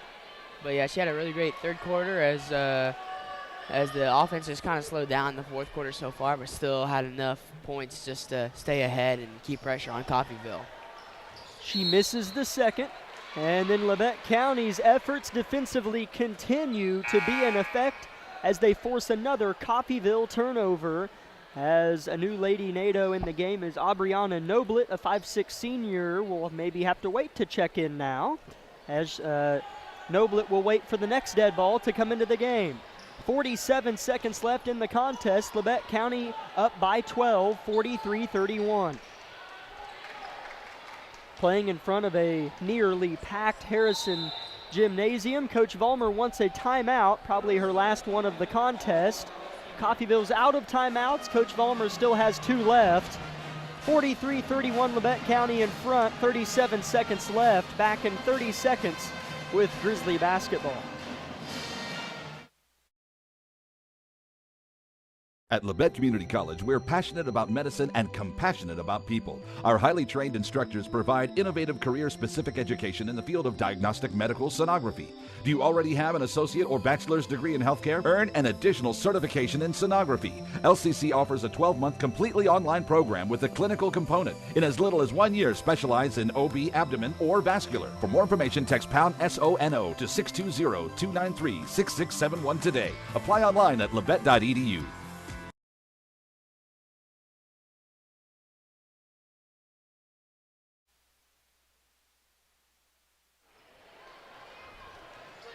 Labette County is just seconds away to improving to 8-5 on the season. As the clock winds down near the 20-second mark, stay tuned for our Bowen Pharmacy post-game show. As Caton O'Brien hits the deck and a jump ball will be the call. It'll stay with Labette County. And in between games, I was told that there will be another junior high night or something of the sorts. So you can, if you're on our live stream, we won't have audio to it or anything. You might be able to hear it in the background, but we won't have direct audio to whatever the PA announcer is saying. But you can see the little ones down on the court if you watch our KLKC Sports YouTube live stream. As 5 seconds remain in the game, Coffeyville will still continue to pressure the ball. Now down to 2 seconds, and the buzzer will sound, and Labette County will improve to 8-5 on the season as they win 43-31, but not before a bit of a scare from Coffeyville. That's a good team that Coffeyville has. We'll see how much time they put on the clock. As Ian, I anticipate a good game when we go to Coffeyville here towards the end of the year. Yes, it'll be a really great game against Coffeyville. They put 20 minutes on the scoreboard as both the Lady Grizzlies and the Grizzly boys form a bit of a tunnel for the junior high teams or whatever it is. I'm sorry, I'm not well versed on what's going on. Are going to run through the tunnel or something as the cheerleaders and dancers come out and form and add to the tunnel as well. So I tell you what, let's go ahead and step aside for a 3-minute break, and we'll have our post-game show, and we'll approach things after the post-game show. So a 3-minute break, and then the Bowen Pharmacy post-game show.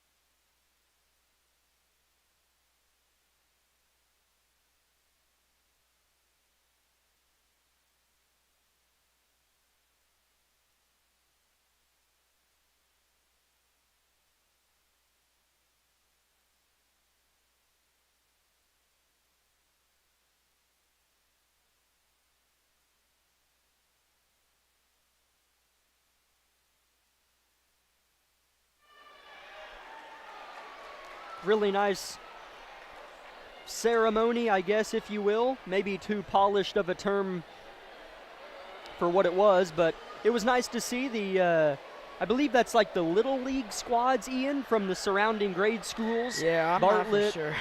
Bartlett, Altamont, Mountain Valley, Meadowview. Edna. Coach Pierce out there. So it was nice to see the Little League teams. I'm sorry, I really don't know what exactly that was. I don't know either. It was nice to see them come out, and I think the kids love getting to high-five the varsity teams and the cheerleaders and dancers and come out and be recognized as those 5 schools make up one district, a district that we are certainly very proud of getting to call ours here in the area. Labette County Lady Grizzlies win it 43-31. We'll start with the scoring totals for you. Landry O'Brien had 13 for Labette County. Nevaeh Jones had 11. Caton O'Brien had 10. Addison Rexwinkle had 4. Allie Martin and Jaden Davis each had 2. And Reagan Roberts chipped in a point. For Coffeyville, 6 different scores compared to Labette County's 7. Lopez had 9. Taylor Karen had 8. Kaylin Karen had 5. Jennings had 4. White and Lynn Burnett each had 2. Box score totals for you. First quarter, it was 5-2 Coffeyville. Second quarter was 11-7 Labette County. In the third quarter, Labette County outscored Coffeyville 19-13. And in the fourth and final quarter, Labette County outscored Coffeyville 11-6, giving us our final score of 43-31. This is the Bowen Pharmacy post-game show. Ian, the first half really sloppy, low scoring. Both teams struggled but played fairly good defense. Labette County was fortunate to be up 4, as Coffeyville easily could have been the team up 4. But that third quarter was the swing in momentum to me, where Landry O'Brien had 12 points. Yeah, you said it yourself during that halftime show. It's going to be whoever's going to come out and get on that roll and that run. And it seemed to be Coffeyville for a second, and they got some momentum going, but then Labette County just stole that momentum back, and Landry O'Brien benefited in that as well. And then you had other big beneficiary people as well that came in and played good minutes. And sometimes you don't get the points that you want in the ball game, but that's not all that matters is scoring. You got defense that you can help on, assisting other teammates. So those are big factors in the ball game as well, and that's what we did very well of in that third quarter as well, and then continued to carry that on into the fourth quarter and just kind of, we slowed down just a little bit in that fourth quarter, but we still kept enough pressure on Coffeyville to keep the lead. And defensively, it was just amazing defense performance in that second half, a lot better than that first half where we struggled a little bit to stop them here and there, just kind of needed a little bit of energy to wake them up or something. But that first quarter, like you said, was very, very sloppy, and maybe I think 2-5, 3-5 after the first quarter. It was something really bad like that. 5-2 Coffeyville at the end of the first quarter. Yeah, usually that's not something that we're pretty used to. We're used to being up by a little bit after the first quarter, or just maybe being in a tighter ball game than that, than just scoring only 2 points in the first quarter. That's not very Grizzly-like of the girls to be like that, but definitely proved their point in that third quarter, and then continued to dominate throughout the ball game and carried it on to the fourth quarter as well, and just came out with a good win against a solid Coffeyville team as well. Just under 12 minutes until the boys contest takes place, and hang around, it should be a fun one as well. Neither team has had the season in which they desired, but Coffeyville is coming off of their mid-season tournament as a champion. I'm not sure how strong the field was, but if you win it, that's pretty good. So Coffeyville anticipate a really good athletic team to come in here and give our Grizzlies all they can ask for and then some.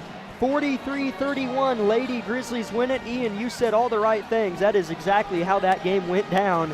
And this is a league where I'm kind of even learning myself, no matter how ugly it looks, just take the win and focus on the next game. Yes. This is a good league. Yes. Oh, it's crazy. Kind of like the Big 12. Yeah, in college basketball, you're not kidding. Every game you can't take for granted, can't peek around the corner. Got to take it, enjoy it for one night, and that's all, and move on. Labette County will have 3 more home games after this one. We host Independence, Parsons, and Chanute in that order before going to Fort Scott. So a big 3-game stretch here. 4 still for our boys to hold serve at home and then go to Fort Scott, 2 top teams in the league, and try to maybe get yourself back in some conversations. Long ways to go until then, though. We still have to deal with Independence for the girls, and the boys still have to play tonight. 10 minutes until that one takes place. This has been the Bowen Pharmacy post-game show, and I talked to Coach Vollmer, and she said, we'll just kind of see how it goes, and I'll make my way up there after the Little League thing happened. So it looks like she's moving with some authority this direction. So we'll step aside for a minute and come back with the varsity head coach of the Lady Grizzlies.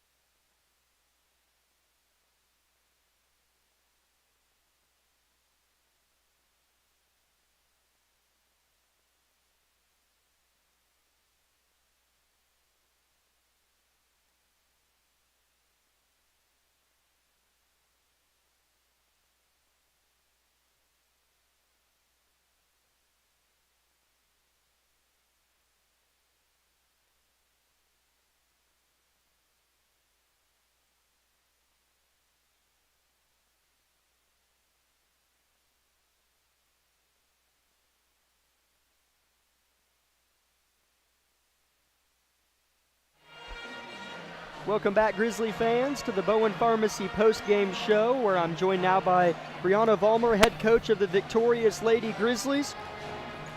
Coach, you had Tuesday off, kind of felt good. I'm sure we talked a little bit about that earlier. Not a pretty win, but in this league, just take it and then focus on the next opponent. It's a tough league. Yeah, the only stuff that counts tonight is win. That's right. So we're going to take it. We know that every night out is not going to be easy, ever. Every game that we play from here on out, from the start of the season to the end, is going to be rough. Yeah. And they proved that. You know, Coffeyville came in here last year and kicked our butts on senior night, and I think we knew that, and I don't know what our thought process was. I think the girls were hyped up before the game. It's just sometimes you play well and sometimes you don't. And that's right. I'll take an ugly win over an ugly loss any day. And, you know, we had players come to play. We had some kids step up and hit some shots, and you know, I kind of slowed them down. I said, hey, it's one possession at a time.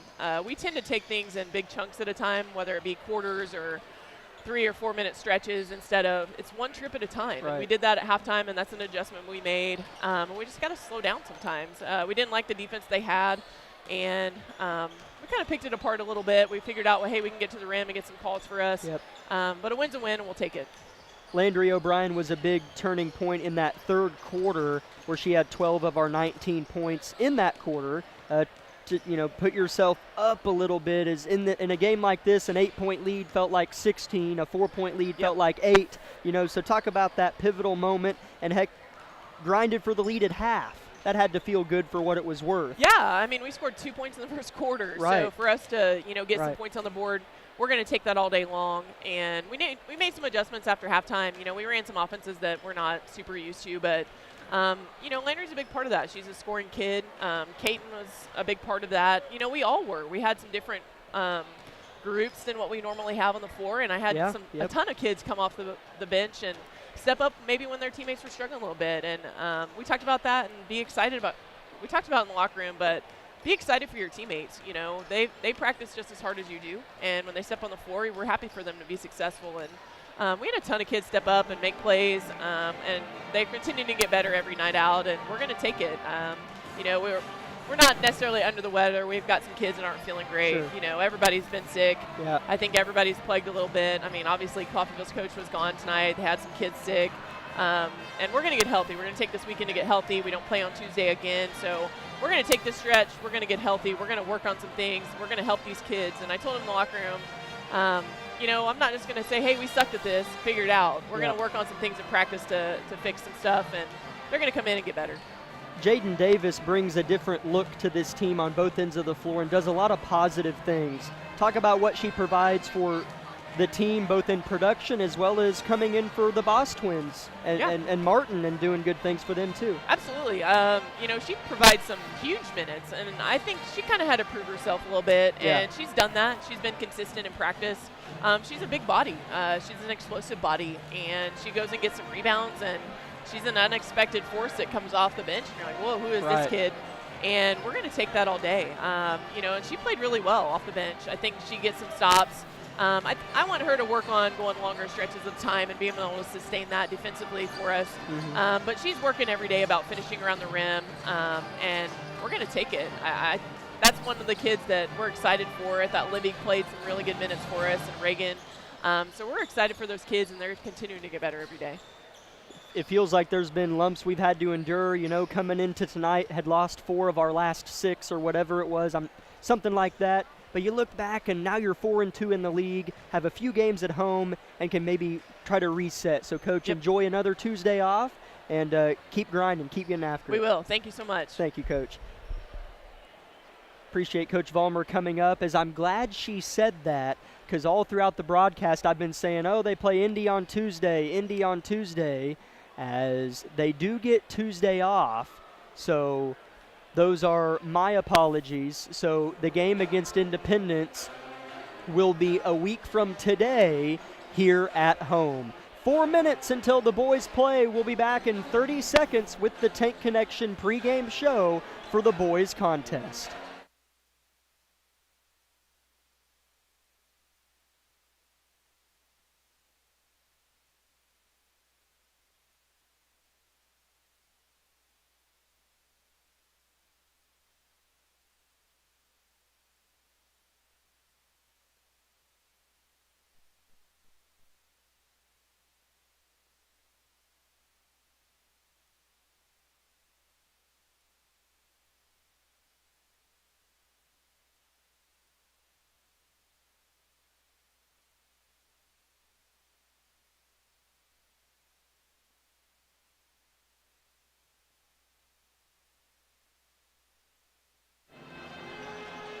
Welcome back, Grizzly fans, to the Tank Connection pregame show of our guys' game, Labette County versus Coffeyville. 3 minutes until tip, or starting lineups rather, so we'll try to squeeze in some information in a short amount of time. Jack Leak, Ian Harlow with you on the call, and Lucas Hayward on the YouTube KLKC Sports live stream, or you can listen on the V93 KLKC app anywhere you have signal. Labette County is coming off of a win for the first time ever this season. So that has to feel good, Ian, for our squad that has gotten better and better and better. And they really put it on Paola and Hudson Baker. I don't want to take away from the other guys. We are improving as a team, and it's not even close to where we were to start. Yeah. We were never horrible, but we've gotten so much better, and Hudson Baker has been a big reason why. Yeah, 100% correct there, Jack. Just our team is playing phenomenal, and I think once we play these SEK teams again, they're going to see a completely new team, a well-balanced team, and a better chemistry team as well. With the start of Nolan Nash, obviously, he's been playing really great ever since he started playing, and he's not looked back since. He's been making his presence known on the varsity team. But, how can you not talk about Hudson when he's scoring 28 points a game in Burlington? I mean, that's just absurd for a kid in high school to score 28 points consecutively. And he's a great ball player. But our team together has become a lot better, and we're looking a lot scarier as every game passes. And, I mean, during that Burlington tournament, the last 2 games, I think Friday and Saturday, we combined for, I think, 140, around that much, just for those 2 games. We scored around 60, 70 those 2 games. And, if we can keep that average going throughout the season, a lot of teams will struggle to compare to that. if our defense goes up for the challenge to stop them from scoring. And I think that's going to be the main thing today, is if our defense shows up or not. And if our defense does show up, you got to stop certain people on this Coffeyville team. And all I know is they're really quick, is what I've been told, and they love to get up and down the score. So we got to be able to last with them as well. And you just kind of got to stick with them and go up and down the court as well. Here's a few scoring totals for you for Labette County's offense for the first few games of the season. 38, 39, 36, 40, 35, and 32. Yeah. That is very low scoring, but they're figuring it out.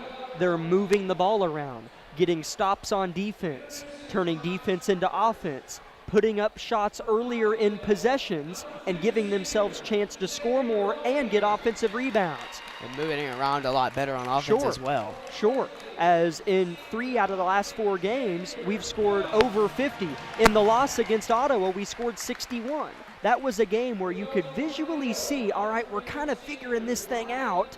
And, of course, there's games you can say they should have won, could have won, but they didn't. And they're having to reset and hopefully pick up where they left off at Burlington against Paola, where they won 56-42, here tonight against Coffeyville.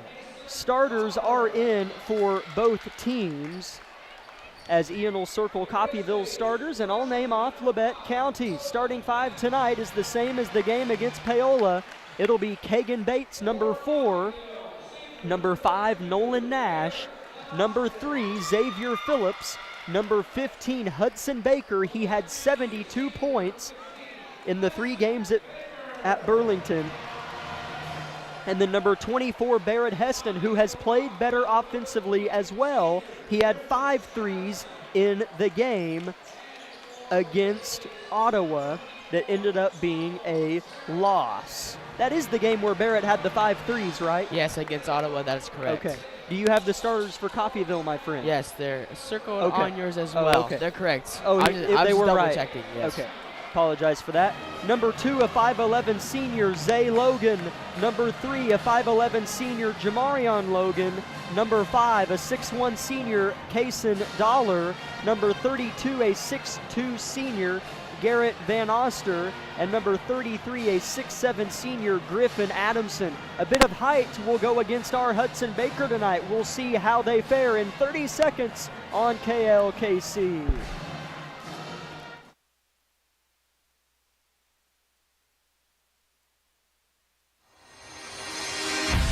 Broadcasting live. Meister for 3 in the lead!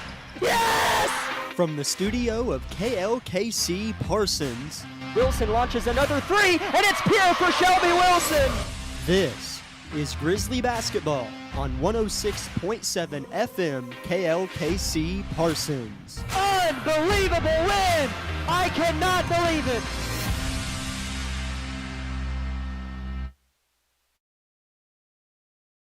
Hudson Baker is going to go toe-to-toe against Griffin Adamson. In the scorebook, Hudson has an inch over Adamson. Sure looks close from here. Both players wiping the dust out from the bottom of their shoes. Ball is in the air and Adamson wins it. And here we go. Possession number 1 goes to Coffeyville. Be a very, very back and forth game, I feel like, and a very competitive and aggressive game as well. I've heard Coffeyville loves to press, and boy, are they fast. 2 point guards are playing catch near half court. It's Logan and Logan. Here's a pull-up from the short corner, met at the summit. Hudson Baker blocks it, and Labette County has their first possession of the game. We said it through and through every game. Definitely the scariest 1-11 team there is out there to play. Our record shows that, but that's not the team that we are. Very deceiving record Labette County has. Ball thrown into Bates, rather. Nothing was there underneath for Kagan. Here's Baker going downhill on Adamson. His shot's blocked and rebounded by Van Oster. Ball goes off the foot of Jamarion Logan, and Labette County has it. 3 turnovers for both teams combined here early, and being fouled on the way to the rim is Xavier Phillips. Yeah, really good steal from Labette County on the other end, just to kind of pick it up from the ground as it was rolling towards the Labette County jerseys, and then good job by Xavier to push the pace up the court. Ball thrown into Hudson, leaves the ground to get it. Tries to make a move on the big fella and nearly lost it out of bounds. It was saved by Coffeyville. Up ahead being hacked hard is Logan. That's Jamarion Logan, and he'll shoot a couple free throws. That's going to go on Kagan Bates.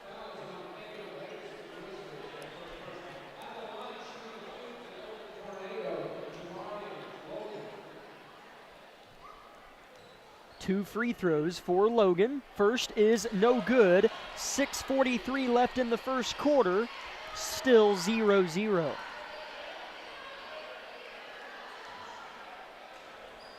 The second for Logan.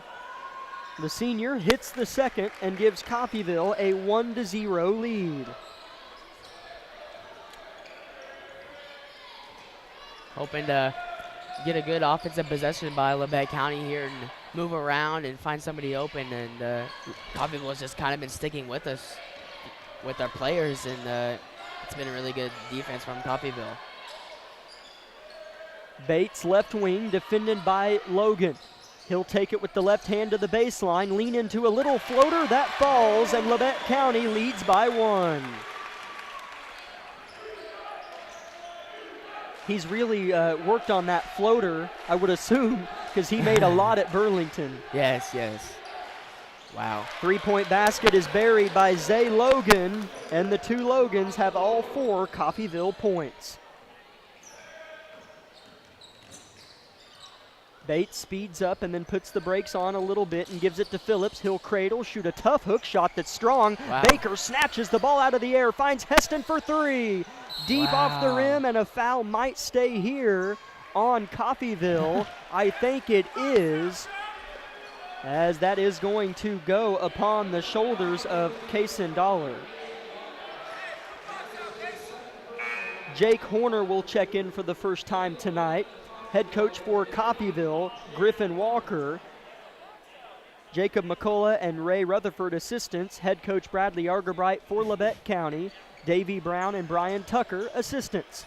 Ball goes into Hudson, 4 feet from the basket, leans into a little fader that's missed. Adamson posing a threat here early. 5.5 left in the first quarter. A pass intercepted by Phillips. It was across the paint and into the hands of number 3 in white. He'll keep it with the right hand, flip it out to Bates, or that's Nash, pardon me. Steps into a 12-footer that misses. Not a bad shot at all by Nash there, just couldn't get it to fall for him. Oh. Having the ball stripped away but fouled is Jamarion Logan, as they might get Bates for that. Would that be his second? It is, and the team's second. So Kagan might have a seat as Dylan Johnson, glad to have him back. He was not a part of Labette County's victory against Paola, as he was one of the many athletes that weekend that was sick, but he's back and in the game tonight. 3-point shot put up again and off the mark. That was Zay Logan looking for his second 3. 5-minute mark, first quarter. Labette County down 4-2 with the ball. Nash right wing. Baker off the pick and roll, faces Adamson. Jab steps right, goes left, and is fouled by Coffeyville, as it looks like they're going to get Adamson on it. And they do. His first and the team's third, with 4:48 left in the first quarter. Yeah, Adamson's doing a really good job at defending Hudson right now, and he's not been able to get a good look, and he's just kind of been very physical on Hudson. It's been paying off, and ref hasn't been calling any fouls. Nash with an athletic take, tries to scoop a right-hand layup that misses off the front of the rim after it kissed the window. Coffeyville with the ball up 2 with 4.5 left in the first quarter. Near the volleyball stripe is Logan. He'll give it up to Horner. Flashing left wing is Van Oster. He'll give it back to Logan, who throws it deeper to the corner. This is Jamarion. Adamson dumped down Van Oster. His pass tipped, but a foul on Phillips. And each team will have 3 team fouls now. And that'll be Xavier's first, if I'm not mistaken. It is.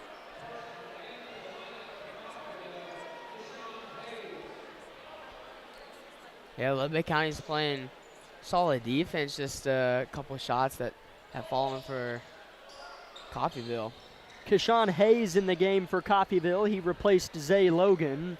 Van Oster with a nice-looking kick to Hayes, and his three-point shot goes off the window and goes out of bounds near Labette County's bench, and Labette County will have the ball. So 2 low-scoring games, both our girls' game and this one, to open the first quarter. Yeah, just kind of slow getting offense started. Maybe it's just a defensive thing, but seems to be that some offensive possessions have just been a little sloppy and just need the teams to wake up. It will stay with Coffeyville. They must have changed the call. The initial signal was in Labette County's favor. Barrett Heston nearly gets a steal, but it stays in the hands of Jamarion Logan. Horner flashes and catches right wing. Nash switches onto him. Couple mouthfuls of sentences here early on in this one. Horner left wing launches a 3 and misses it strong. Phillips will track down the board. A one-hand whip to Baker. He'll give it to Heston. He'll lean, shoot, score, plus the foul. I'm a Broncos fan, but I'll call that a Patrick Mahomes pass from Xavier Phillips to Hudson Baker. That was pretty. That was nice, yeah. And then the assist from Hudson to Barrett was even better. 4-4 is the score. Heston trying to give Labette County a 5-4 lead. Bends at the waist, lets it fly, and buries it.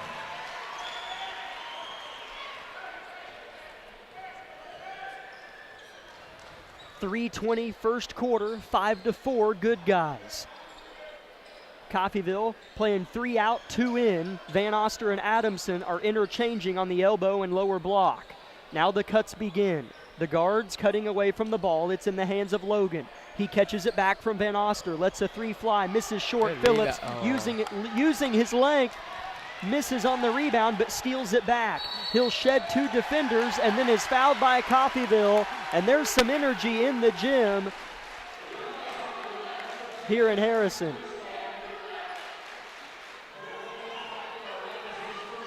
That's the 5th team foul on Coffeyville. Wow. Pretty substantial. Labette County at 3. That's the first on Aaron Tunstall. Snuck into the game on me.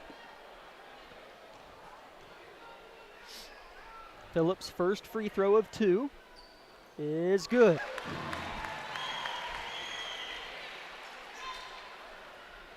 Yeah, maybe Coffeyville is playing just a little bit too aggressive on defense right now, and it's forcing us to the line, and they're going to have to pay for us going to the line and making our free throws as Xavier makes his second free throw, extending the Labette County lead to 3 points. I'm not predicting the outcome of this game by saying this, but just watching Labette County now compared to earlier on in the late fall, early winter, there's just a different swagger, a different confidence, all in a controlled manner and a good way.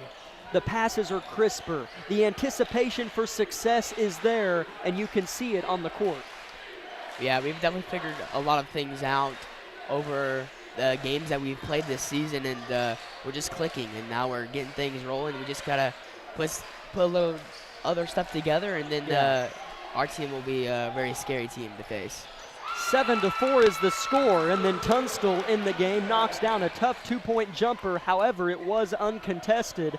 7-6, Tunstall gets his squad back within 1. Yeah, just a really good look. As Horner steals the ball from Nolan Nash and will take it to the rim and score for Coffeyville, giving Coffeyville the lead of the ball game. 8-7 Coffeyville. 2 minutes left in the first quarter from Altamont. Heston dribbles the ball with his left hand, now gives it to his right hand. Johnson throws it to Baker in good position on the right block. He'll fade, shoot, miss it short, but it was awful close to going down. And here comes Horner right to left.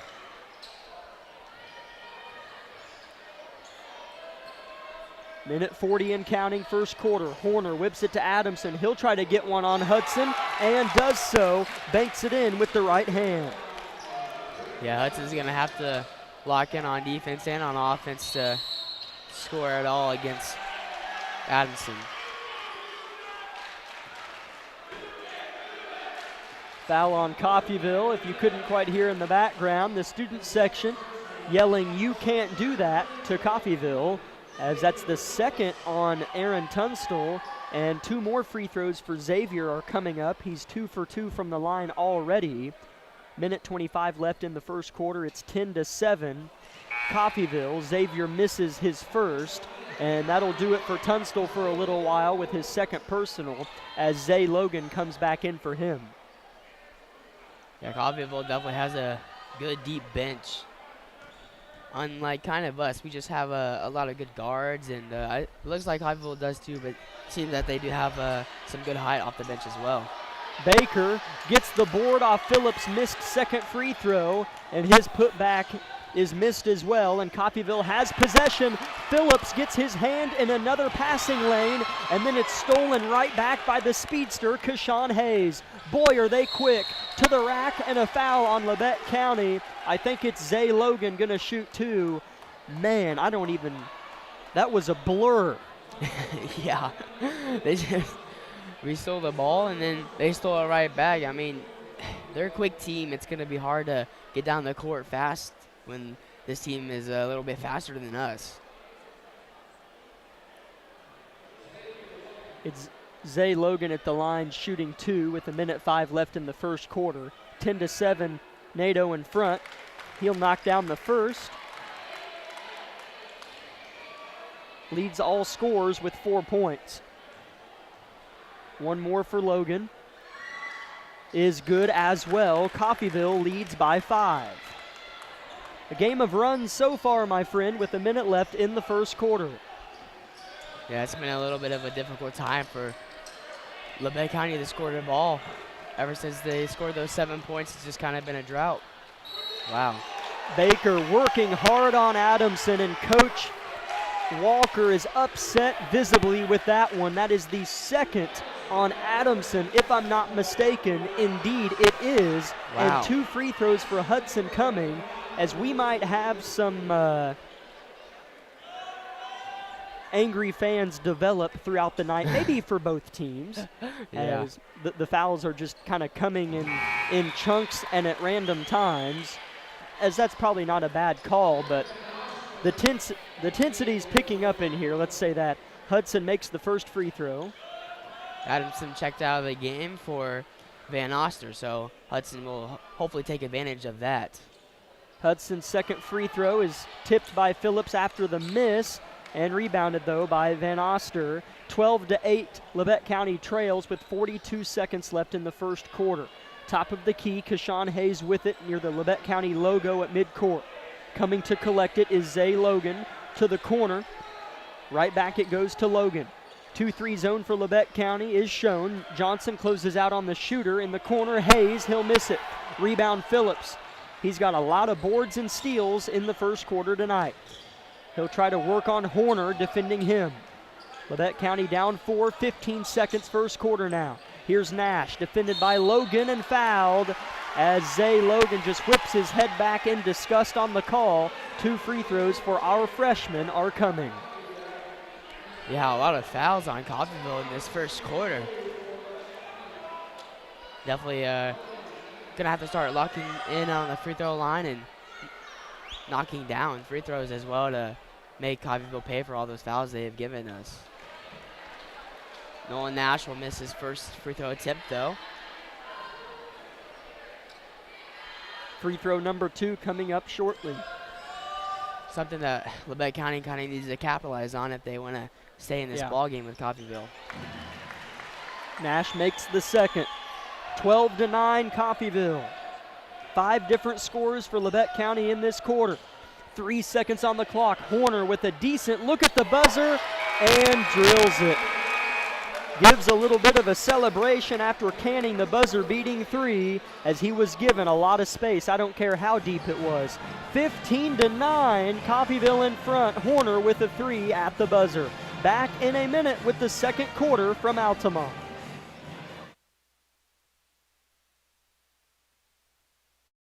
My name is Bria, and I'm a pharmacist at Bowen Pharmacy. I'm here today to tell you about one of our patient programs, Meds to Beds. Bowen Pharmacy South is located in the medical office building at Labette Health. Our staff works closely with the doctors, nurses, and social care workers to ensure that your transition out of the hospital is an easier and more convenient experience for you and your loved ones. If you are having inpatient or outpatient surgery, we will get your medications directly from your doctor and deliver them right to your hospital bed. If you are having a baby, we will get your medications or anything else that you may need to get your family home without the hassle of making several stops along the way. Whether you're here for a few hours or a few days, we are here at Bowen Pharmacy and Bowen Pharmacy South to help get you well without any interruption in transition of care. Just ask for Meds to Beds. At Bowen Pharmacy and Bowen Pharmacy South, we are here for you today and we are here for you tomorrow.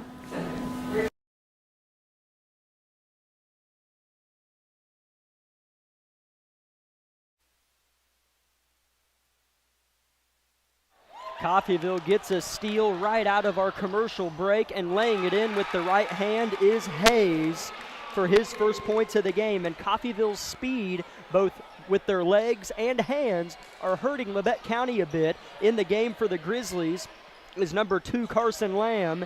Along with him is Baker, Phillips, Briggs Knight, and Kagan Bates. A different look from Coach Argabright. Here's Baker, caught traveling, turnover Labette County.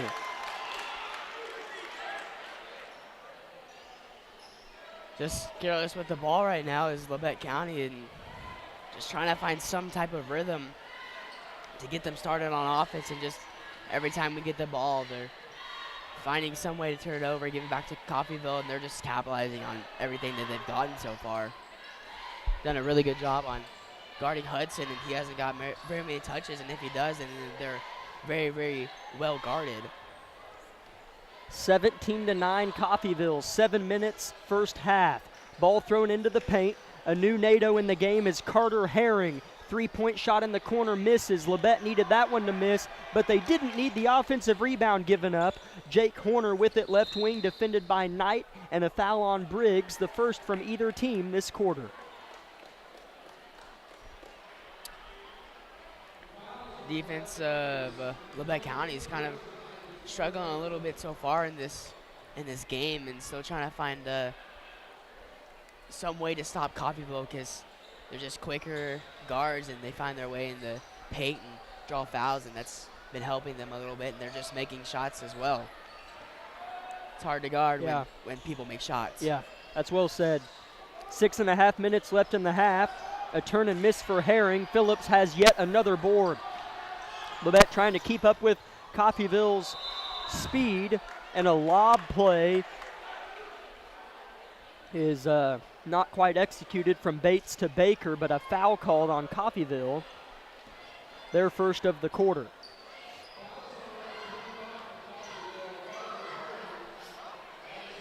Not a bad idea by Kagan to throw that lob to Hudson, but there were some black jerseys around Hudson, and Kagan could have potentially taken it himself, but he's always looking for the assist for his teammates, and that's always a good thing, but sometimes you just got to take it yourself and get that foul call.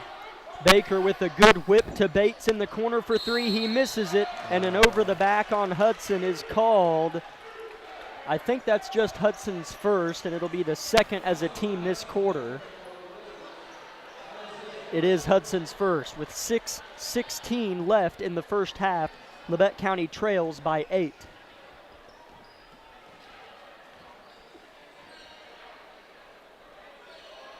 Left wing, right in front of Coach Argabright. Hayes has his pass intercepted by guess who? Xavier Phillips. Baker spins, shoots, bricks. Rebound Jamarion Logan wearing bright pink basketball shoes, flashing right to left. His shot blocked by Baker, and no foul called on Baker from behind as Coffeyville gets it back. Hayes with a circus shot that misses. Logan blocked by Baker again. Underneath is Herring. Kick it out. Van Oster bricks it. Rebound Herring. His shot bricked. Rebound Baker. Boy, oh boy. Labette County with a defensive stop, but not after 4 offensive rebounds for Coffeyville.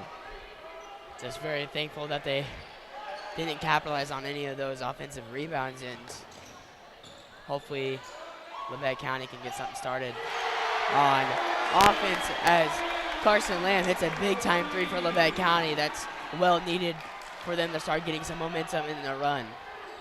Down just 5 minutes left in the second quarter. In the corner is Horner with it, right where he hit a three at the buzzer in the first quarter. Wow. Launching and hitting a three is Jamarion Logan, and he has 4 points. Lead back to 8 for Coffeyville.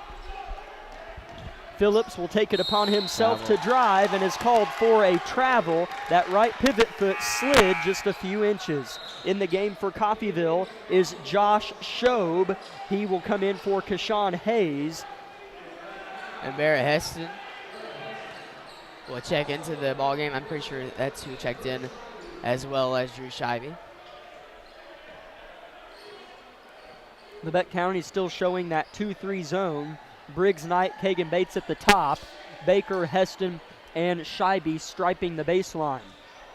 Horner with the drive into the heart of Scheibe, forced to turn and kick. Shobe right back to Horner. Back to Shobe. He'll drive, shoot a floater, miss it short. Rebound fought for, Herring has it. Labette County's going to have to start boxing out and getting some boards. 3-point shot for Horner is missed. Heston fights for the board and gets it in the corner and finds Briggs Knight right below us. He's working left to right, is cut off hard by Logan and gives it up. Here's Heston, left wing for three. It's short. Scheibe with the board, muscles it up with the left hand and scores it. Scheibe with the offhand gets Labette County within 6. Really good offensive board by Scheibe there, and just an even better shot with his left hand to go up with the floater. Hit a big three in the win against Paola. I believe it was against Paola when Scheibe hit a 3-point shot. Doing good things is Drew. Labette County with the steal. 3.5 minutes first half. Labette down 6. Bates left to right. Hook pass, Heston left wing, defended by Herring. Pounds it with his right hand. Scheibe head fakes a three, drives, left hand off the glass, miss. Hudson tips it out, foul on Coffeyville. I think it's on Logan. Or is it on Briggs Knight? Oh, it's on Briggs. It's his second, and the third is a team on Labette County. Herring checks out for Coffeyville. And in the game is Jameek Shobe for the first time tonight for Coach Walker's squad.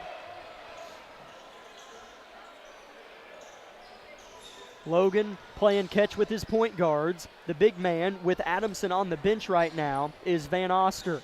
He'll play left elbow away from the ball. Horner near the volleyball stripe, cutting the court in a third from north to south. Left wing, a 3-point shot is put up and missed by Shobe as they get another offensive rebound. Logan pulls up right wing, hits the glass or the rim twice and misses, but a foul on Heston, and 2 free throws for Van Oster are coming up with 2:37 left in the half.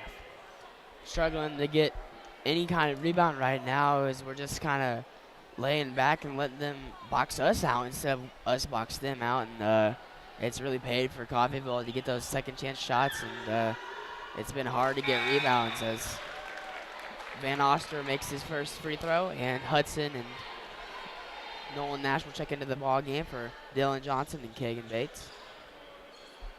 Putting Hudson back into the game is pretty smart. He'll help get rebounds, and that's something we're needing right now.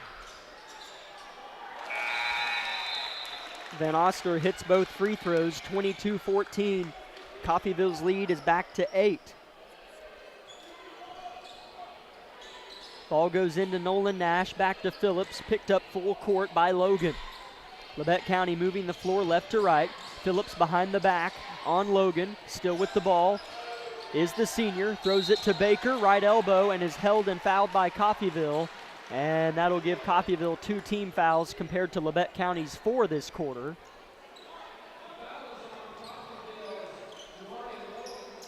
Carson Lamb will check into the ball game for Drew Shivey. So really good players checking in and out for each other. Carson hit that big time 3 for us. Yeah. Just a couple possessions ago. So hoping for him to do the same thing again. Nolan Nash is all the way back at half court, defended by Shobe, and Shobe's going to be called for a foul as it looked like a clean steal, but the ref was closer than me. I won't argue against a foul on the opposition, I suppose, as that'll be the third team foul on Coffeyville and the first on Shobe. He had Nolan backed all the way up at half court. That's a tough place to be. Yeah, I thought he was going to step on the backcourt line, and then thank goodness he didn't. Ball goes into Carson Lamb. Right hand dribbles to Nash. Defended by Shobe tightly again. Throws it to Heston. Suffocating passing lanes for Labette County. It's Jameek Shobe on the ball with Barrett. Phillips in the corner left side. They go to Baker. Back to Phillips. He'll go up and under and miss. Shobe with the board. It's Josh. He'll go right to left. Give it to Horner in the corner. He'll drive baseline and fouled from behind by Nash. That'll be 2 free throws for Horner because that's the 5th team foul on Labette County. Minute 45 left in the half. That's the first on Nash. A good look from Xavier on our offensive side, just couldn't finish the lay-in, and then Coffeyville took it to the rim on us again, and then luckily for them, they got a foul called and they went to the line. Horner's first free throw is a miss. No substitutions from either coach. I'm getting the feeling that this game is going to be kind of just like the girls' game, where the first half is slow and sloppy and the second half rolls around and it's a lot more scoring. Yeah, you're probably right. Horner made his second free throw attempt and extending the Coffeyville lead to 9. He has 6 points to lead all scorers on the floor. Baker at the free throw line, fakes the jumper, jump pass to Nash, extra, Lamb for 3, off the glass, rebound Phillips. He'll fight for a shot, scoop it, and miss it. Shobe with the board. Lamb fought for a minute, but now retreats back on defense. Feels like nothing's going into the rim for us, and kind of like there's something covering it. And a nice shot from Shobe from the top of the key, from the mid-range to extend the Coffeyville lead to 11 now. Baker working hard on the shorter Golden Tornado defenders in the game with both Adamson and Van Oster on the bench. Coach Walker has to be more than pleased, as he's more than getting by with his smaller 5 on the floor as they lead by 11. That's the 4th team foul on Coffeyville as Baker was bumped and fouled, and the first on Coffeyville's. Is that number 23, David Goforth? As number 23 is not on the varsity roster, so if you're a Coffeyville fan watching on YouTube, let me know if 23 there with his back to me on the block on this free throw is David Goforth, so we can roll with that. I don't think so, just because David Goforth is 5'7" and standing next to Xavier Phillips. Oh, I didn't see the height over there. Okay, so I guess maybe even better if you're a Coffeyville fan watching. Let me know who that is, as Baker makes the first free throw, and his second is short. Phillips fights, but misses on the attempt for the offensive rebound. Baker yet to make a field goal. Coffeyville doing a nice job on him. 42 seconds left in the half. Coffeyville by 10 with the ball. Timeout, Coach Walker. Haven't been too many stoppages of play, so we'll step aside for 30 on KLKC. V93.5 is your home for the best variety of the 80s, 90s, and today. Get your day started with the Anna and Raven Morning Show. You're the judge during couples court. Couples share their disagreement, and then you decide who's right. Think you know pop culture trivia? It could pay off, and you score the cash jackpot when you play Can't Beat Raven. Krause in the house gets you home every weekday afternoon starting at 2. Stream us anytime, anywhere at KLKCradio.com.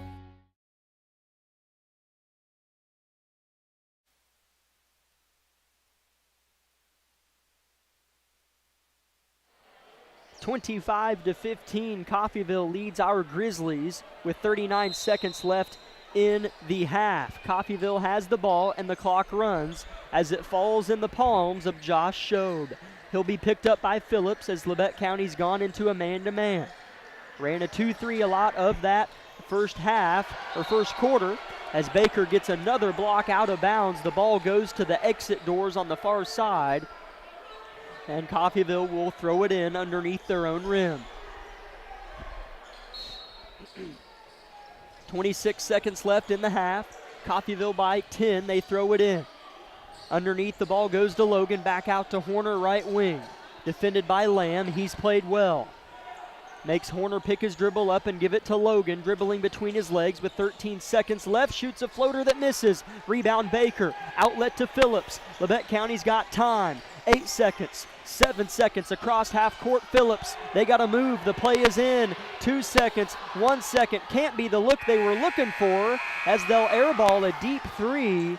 They called the play at half court with 4 seconds left. As that would have to be an awful quick execution, but oh well. At the end of the first half from Altamont, Coffeyville 25, Labette County 15. Back in 3 minutes with the Eye Care Associates of Parsons halftime show.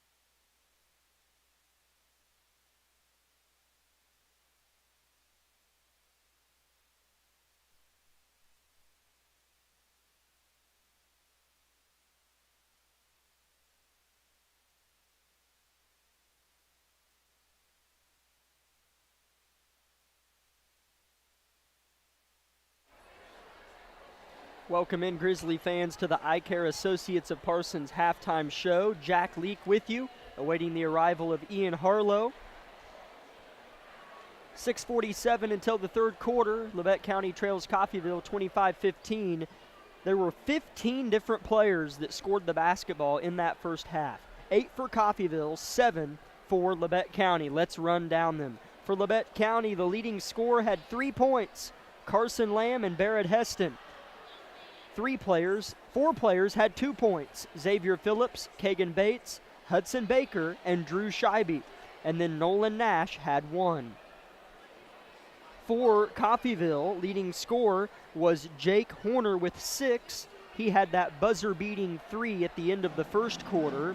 Zay Logan had 5. Jamarion Logan had 4. Van Oster had 2. Adamson had 2. Tunstall, Hayes, and Josh Shobe all had 2 as well. So nobody really emerged as a dominant force, if you will, in that first half.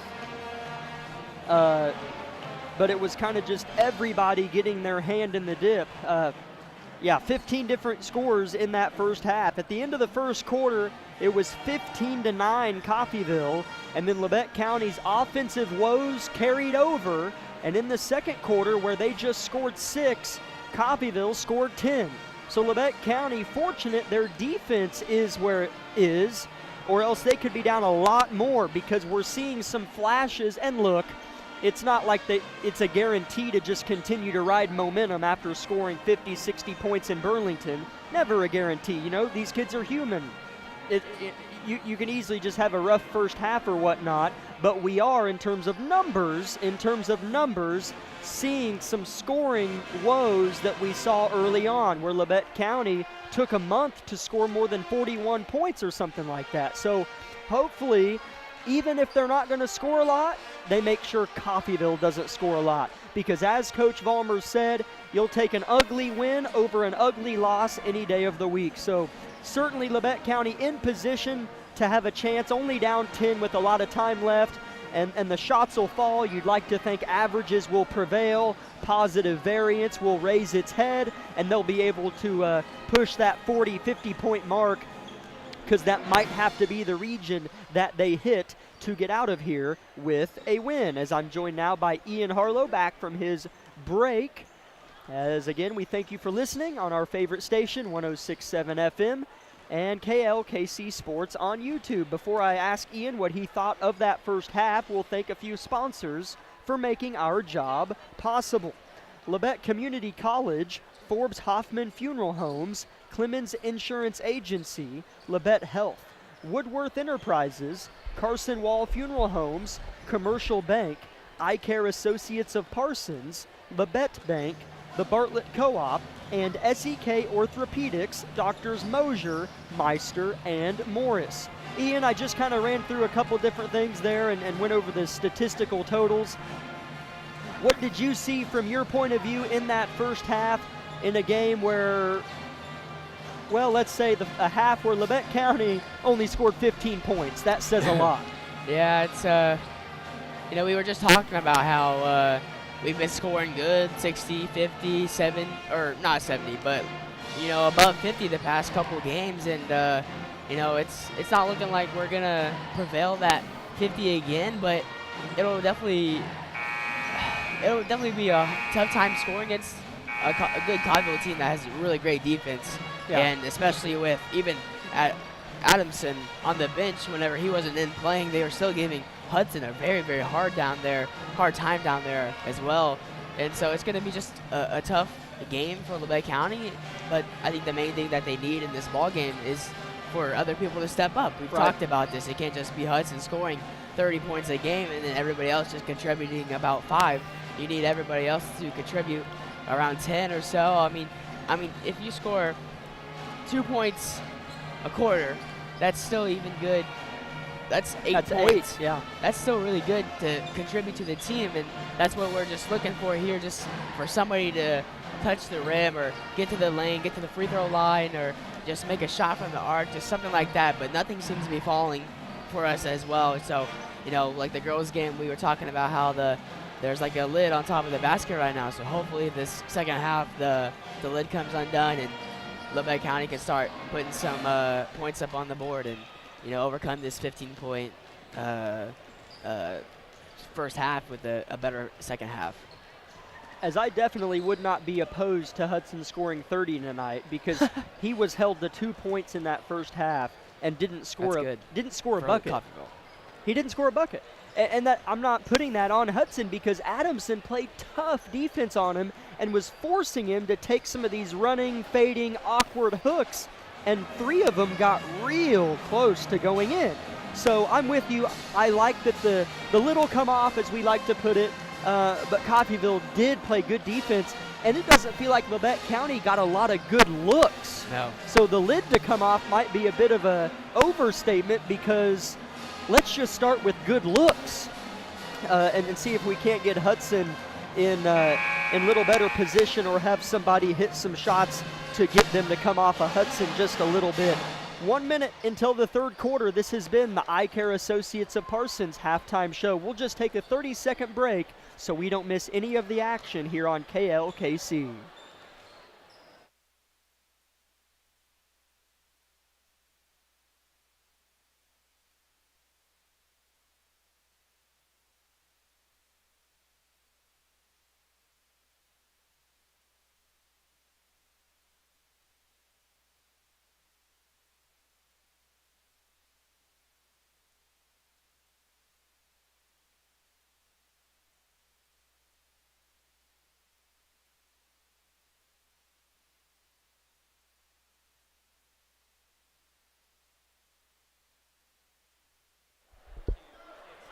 (25-15) is the score. Third quarter action is underway. Coffeyville with possession. Left wing in the game is Kaysen Dollar, the starter. Looks like all 5 starters are on the floor for both teams, actually. As in Parsons, in the boys' game, Chanute leads the Vikings 31-18 halfway through the third quarter. So a classic in the SEK, 10 miles north in Parsons. And we have a good one here in Altamont. Labette County down 10. Coffeyville with the ball. Third quarter just started. Adamson working on Baker. Going at him, nothing there. Good help side D by Barrett Heston. 2-3 zone for Labette County. They collapse as the ball goes in. Here's Logan. Off the glass, misses. Rebound Phillips. He's got to be getting close to 10 rebounds. Yeah, he's been phenomenal on the rebounding side. That's been something that we've been struggling with a little bit in this ball game, as well as Nolan Nash tries to feed a pass down to Hudson and just kind of kicks off of Van Oster's foot and goes out of bounds, and will maintain Labette County's ball.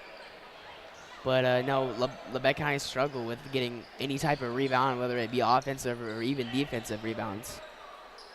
Heston throws it to Baker, who looks for his buddy Xavier on the left block. Here's Baker on a drive to the rim, misses the right-hand runner. Rebound Van Oster, and Hudson still without a field goal, but it'll come. Yeah, sometimes you just come off to a slow start to a ball game, and maybe it's just been kind of one of those games for Hudson where it's been slow, and you get better as the game goes on, and you get more comfortable in the game. Adamson faces on Baker, dribbles into his chest and picks his dribble up, nearly throws it away, somehow lands in the hands of Logan. Back to Zay. Logan for 3, bottoms. Yeah, when I looked up, there was 4 white jerseys around one guy, so obviously there's going to be somebody open, and that was Zay Logan for the three-pointer. Labette County down 13. Phillips short corner to Baker. He'll spin, shoot, fading. Almost got the and one, but he'll settle for a couple free throws at the line. 6:11 left in the third quarter. 28-15 Coffeyville. I'll definitely take that foul on Adamson, because I'm pretty sure that's his third, if I'm not mistaken.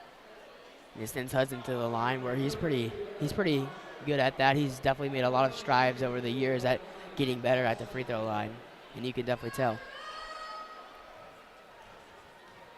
Never mind, that foul was on, I guess, Van Oster, not Adamson, so that's his first foul. As Hudson Baker does miss his first free throw attempt. One more to come for Hudson.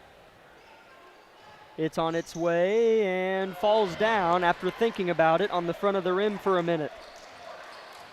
He's got 3 points, still fighting for that field goal, and maybe go on a spurt here soon.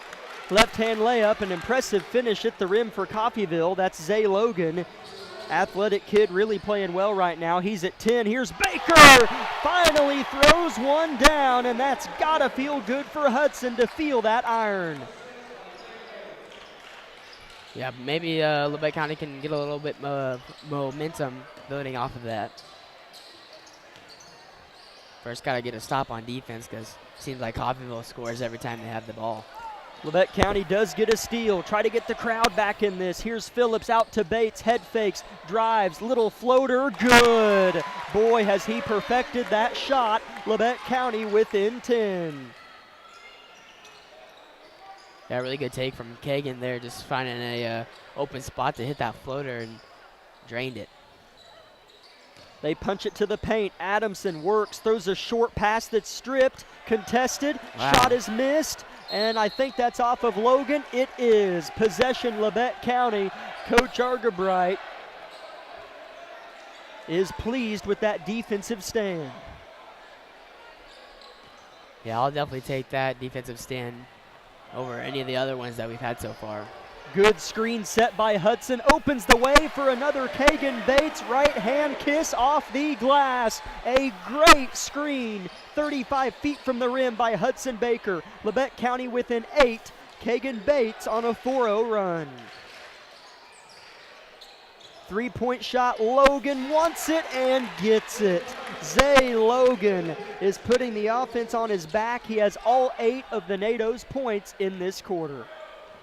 Yeah, any type of momentum that we try to get, or even just a score on the board, Coffeyville always has a way to answer back as Nolan gets a really nice take to the rim and will finish it for Grizzlies 2-point. Was a strong right-hand take for Nolan. He's not a small guy. Stands, I think, nearly 6 foot tall, maybe Yes, right at it. I think that's correct. Great receiver on the football team as well. 4-minute mark, third quarter. Labette County down 9. Left wing, Logan open again for 3. Missed it right side, but boy was he open. Coffeyville with an offensive rebound. Jamarion Logan with the ball. It's been Zay Logan with the hot hand this quarter. He has the ball right below me in front of his head coach. Gives it back to Dollar. Dollar yet to score tonight, a starter for this squad.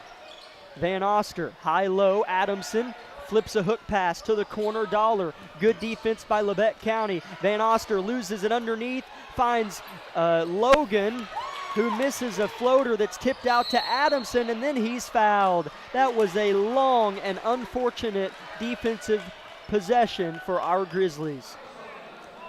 Yeah, I felt like the outcome of that defensive strike from Labette County was going to end in us maybe getting the ball and scoring and getting some momentum, but just getting a rebound has been tough for us. And that's what Coffeyville just did, capitalizing on second chance shots as Adamson will miss his first free throw attempt. 5 on the floor for Labette, just to recap. Bates, Nash, Heston, Baker, and Phillips. Second for Adamson is good. Big fella splits the pair, and he just has 3.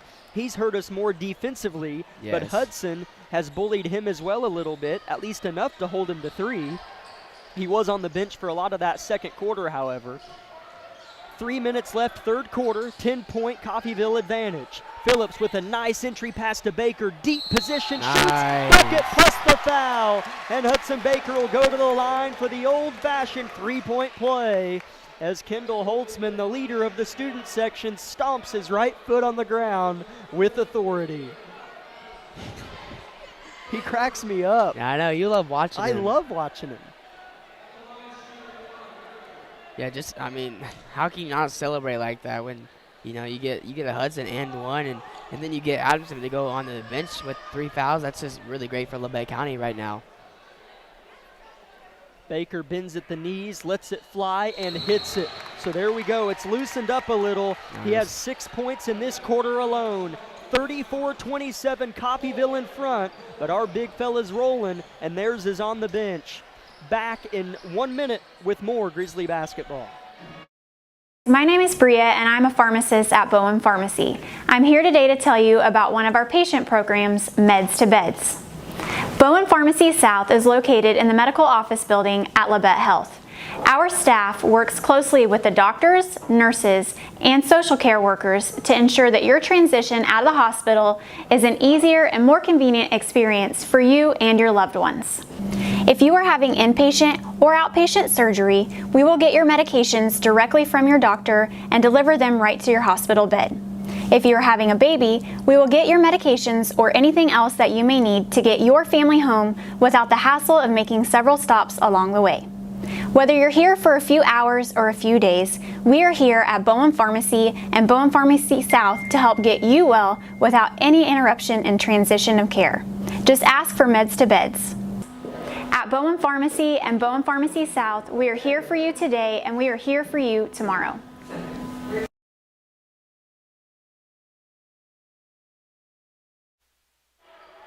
In Parsons, Kansas, the Vikings have come back to take a 6-point lead on Chanute, I believe going into the fourth quarter, as I think that was indeed the end of the third quarter. So Parsons leads Chanute by 6 with 8 minutes to play in Parsons, Kansas. But before us, we have a Grizzly team that is fighting their heart out. 34-27, they trail Coffeyville with 2:40 left in the third, and Coffeyville has the ball. Hoping to continue to see a lot better offensive possessions, as it has seemed to be in this little bit of the last bit of the third quarter, as Barrett Heston will get a takeaway from Coffeyville. Heston the other way. Big steal for Labette County, continuing to build onto their pile of momentum. Bates tried to throw a pass into Baker, but it was stolen away. Good awareness by Carter Herring. Labette County looks as if they're in a bit of man-to-man now. Maybe it's still 2-3. I can't quite tell on that possession. Pass out of bounds off Labette County, says the official. It'll stay with the team in black. That's Coffeyville tonight. Labette County in their home whites.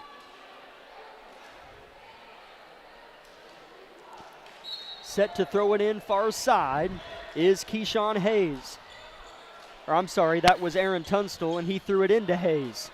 Horner in the far side. Horner led the way in scoring in the first half for his team, hasn't scored in this half. Good ball movement by Coffeyville. They're trying to go to Herring. Hudson pokes at it as Herring gets it. Van Oster with a little short give, and a three-point shot is good by Tunstall on the far side. Yeah, just made us pay for not getting up in his face and guarding the shot. He just kind of buried it in Labette County's face and made us pay. 10-point Coffeyville lead just like that. Boy, were they successful with Adamson on the bench in the first half. And we'll see if that proves true again in the second half. Baker double-teamed. Out to Heston. Big three-point shot. Missed strong. Rebounded by Hayes. Horner on the right wing. Wanted to pull the trigger, but pulled it belt high. Here's a turn and give.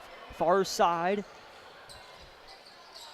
Now left wing, or left block, sorry. Herring back out for three in the corner. Missed well short by Hayes. Gets his own rebound and lays it in with the left hand. And Coffeyville goes up 12. That's what killed us in the beginning of the game as well. Offensive and defensive rebounds as Hudson gets a nice layup to fall for him to respond back to Keyshawn Hayes' layup. 10-point lead for Coffeyville, and a charge is called on Horner as he turns, shakes his head, and smiles as he gets back on defense. Labette County with a big opportunity as Coffeyville just popped it to 12. They can get within 8 or 7 at the end of the third here. A nice 3 or even just a 2-pointer would be good before going into this fourth quarter. As we have a foul on Coffeyville with 19 seconds left in the third quarter. Nolan Nash was riding the far baseline. As the fouls haven't come into effect in terms of free throws in this half, but that is 4 on Coffeyville, but with only 19 seconds left. So if Labette gets fouled again, it's free throws. Ball goes into Heston, dump down Baker. That's a good look. Hudson, Baker's man. Slam me a dunk as fast as you can. He'll throw it down, and Labette County's within 8. 5 seconds left in the quarter. Horner stripped, no foul. Labette County might get a look. Bates lets it fly, and it's well over the backboard. No good, but an exciting finish. Hudson Baker came to play in the third quarter. He's got 12 points in that quarter alone. Labette within 8. Back in a minute with the fourth stanza from Altamont. At Labette Community College, we're passionate about medicine and compassionate about people. Our highly trained instructors provide innovative career-specific education in the field of diagnostic medical sonography. Do you already have an associate or bachelor's degree in healthcare? Earn an additional certification in sonography. LCC offers a 12-month completely online program with a clinical component. In as little as 1 year, specialize in OB, abdomen, or vascular. For more information, text pound SONO to 620-293-6671 today. Apply online at labette.edu. Discover what you've been missing in Parsons, Kansas. Curious Minds Discovery Zone, a children's museum that inspires a love of learning, with hands-on exhibits for all ages to imagine, create, learn, and discover. Kids enjoy looking through microscopes, building on our magnetic ball run wall, creative play in our doctor's office or grocery store, and lots more. Discover, explore, Parsons, Kansas.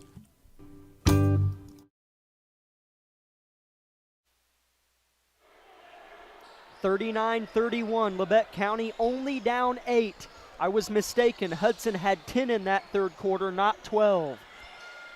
Labette County does have the ball to kick off the third quarter thanks to the possession arrow. They go right to Baker. Adamson back in the game with 3 fouls for Coffeyville. Give off Phillips off the glass. He'll miss it. Get his own rebound and is fouled on the second effort, but I think it's on the floor, and Labette County will throw it in. I do believe you're right on that.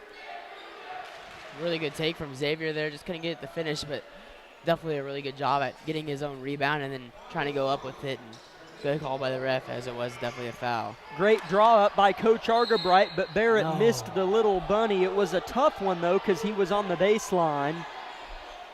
No. Oh. Yeah, I was worried about that. I'll explain what happened in a minute. Sorry, radio audience. But Coach Argabright just got a technical as Labette County was convinced that was off of Coffeyville after Hudson kind of lost it out or whatever the situation was. Coach Argabright didn't really say anything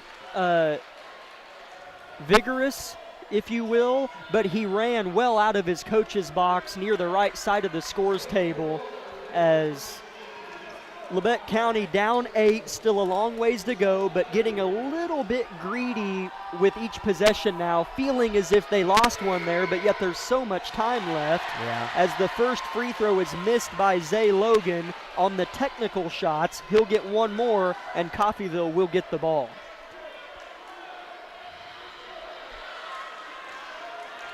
Even if he does make this free throw right here, I feel like Labette County should definitely not get down on themselves as he misses his second free throw, so I guess maybe ball doesn't lie. I mean, there's nothing to lie about, but maybe just, I kind of feel like the ref maybe should have said something like, hey, your coach's box is over there, or like maybe giving them like a little warning or something like that. But, you know, there's some, you know, like some things that can, you can like contradict it with. Sometimes technicals just invigorate environments and teams. Yeah. As you could hear, that's the loudest the student section's been all game, and it was after a technical foul. So sometimes it just does something to a team that makes them play with a tick more energy. Yeah, on Labette County, too. It wasn't against Labette County. Right. 8-point Grizzly deficit is where it stays after Logan missed both free throws. Underneath, a layup blocked firmly. Phillips pinned it against the backboard. Long pass Baker. He'll cradle, shoot, and miss. And they'll say it's off of Coffeyville, as if the refs would have given, I don't know who it was out on, but if they would have given it to Coffeyville, that student section would have gone ballistic. Yeah, tell me about it. Minute into the fourth quarter, so 7 minutes remain. They go right to Hudson. He'll shoot over Adamson with the left hand and get the teardrop to fall. It sat on the rim and fell down. Labette County only down 6. Definitely wanted the and one right there. That would have got that crowd wild right now. But you can hear them now. They're definitely getting in this ball game. Here's a floater put up and hit. A great shot by Jameek Shobe in traffic. What a great way to respond from Coffeyville. Heston in the corner, quick trigger Nice. throw as Barrett Heston gets a big-time three. 41-36. We have a 5-point affair, and this atmosphere has peaked. Oh. I thought maybe that was backcourt as Logan was looking to pass it to Show on the other end, but guess not. Zay Logan given room, misses the three. Adamson with the board. Baker comes to collect his defender as Coffeyville still has the ball. Logan goes baseline as it was given to him. He pulls up, misses it. Oh no goodness. push-off is called, and then an and one is converted by Jameek Shobe. I very well could be wrong, but I thought Jameek Shobe might have extended his arm. Whether it was aggressive or not, I thought maybe that would be a foul as he pushed the lumbar of Heston. But again, I could be wrong, and that is a big-time swing as he'll shoot the one free throw. He has 4 straight points. As I think Hudson has some blood on him or something. As Dylan Johnson will look to check in for him. Hudson will sit down just for a moment.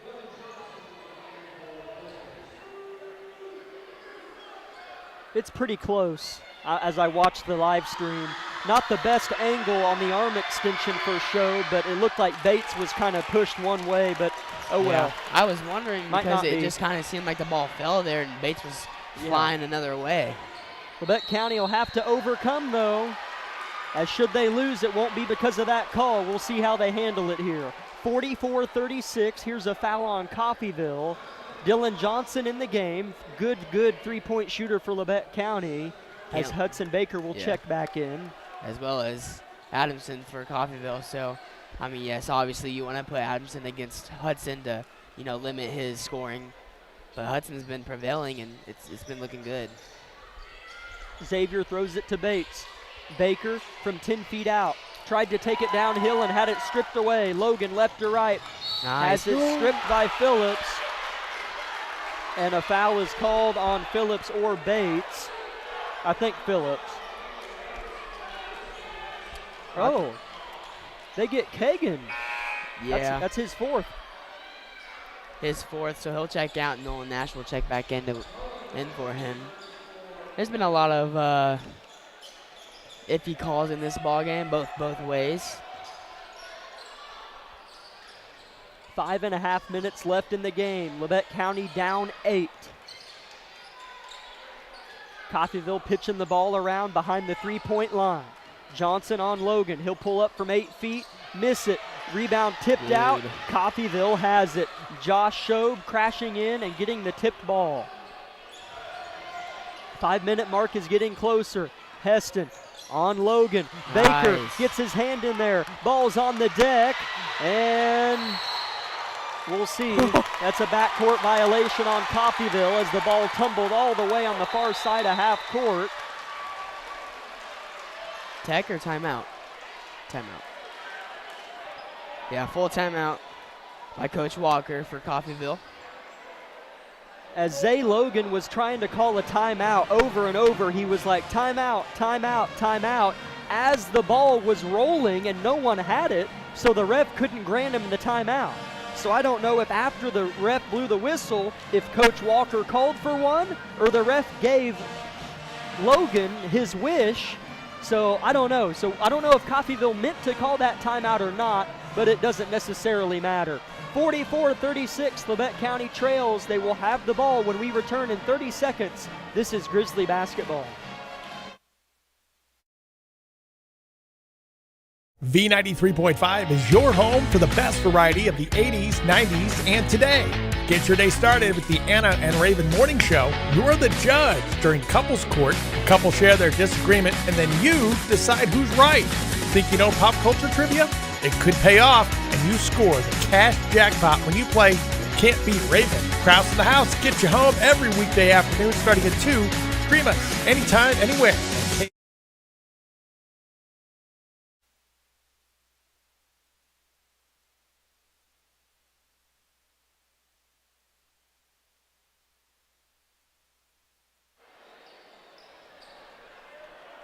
getting a little bit hectic here in Harrison. Hopefully that timeout will maybe soothe things down, not in terms of energy, but maybe in terms of aggravated intensity.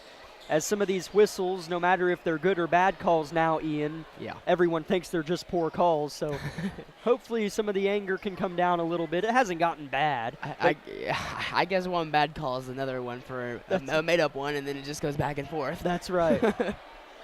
That's right. Well, plenty of time left in this fourth quarter. 5 minutes left to go, and Labette County trails the Coffeyville Golden Tornadoes by 8.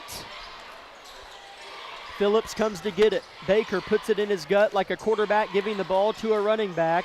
Right back to Baker now. Heels on the three-point line. It's one-on-one if he wants it. He'll take it, shoot it, and it's fouled. I think he was going up, and Hudson will shoot 2.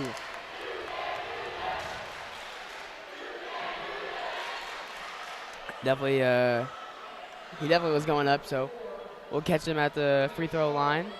Or I think they're maybe discussing whether he was going up or if it was on the floor. I think he was going up because he was taking steps towards the basket and kind of went up with it. But I think they're going to call it on the ground. Yep.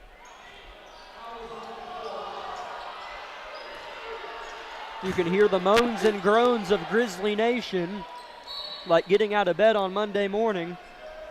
Ball is thrown into Baker. He'll take one dribble, lean into his defender, and score it. Labette County within 6, and now crunch time is approaching. 4.5 minutes left. Plenty of time for anything to happen in this ball game, but feels like Labette County's got some momentum rolling for them right now. Yeah. Hudson kind of put both hands on the hip of Jameek Shobe, and a foul's called on Baker. That's the team's third. Both teams have 3 team fouls, and the third on Hudson. So no harm, no foul, I suppose. But if he picks up a 4th here shortly, it could get interesting. You know, we've seen in the past, he's pretty smart about playing with fouls in certain game situations. Ball is in. Jamarion Logan, far side. Adamson in the paint. Adamson has been held to 3 points on the ball game. Hasn't shot too many shots, in fact. Coffeyville keeping the ball stretched beyond the arc. Heston comes out to defend Logan, and he'll throw it to Zay Logan. Zay defended by Nolan Nash. Nolan creeps out on Logan.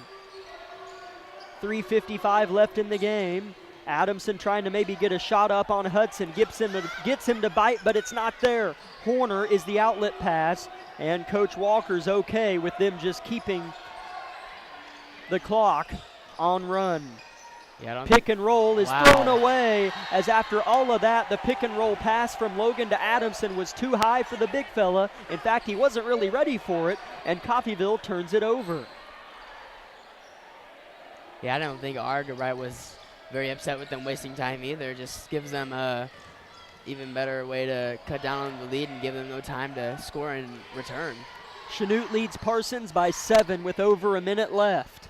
That's a good one. Chanute looking favorable there at Parsons. Coach Argerbright wants a 30-second break. We'll keep it here and thank some sponsors.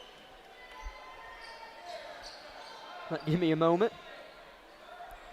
Labette Center for Mental Health Services, Community National Bank, Tank Connection, the Corner Store of Altamont, Olson Ace Hardware, USD 506, Wood Insurance Center, and SEK Orthopedics, Doctors Mosier and Meister.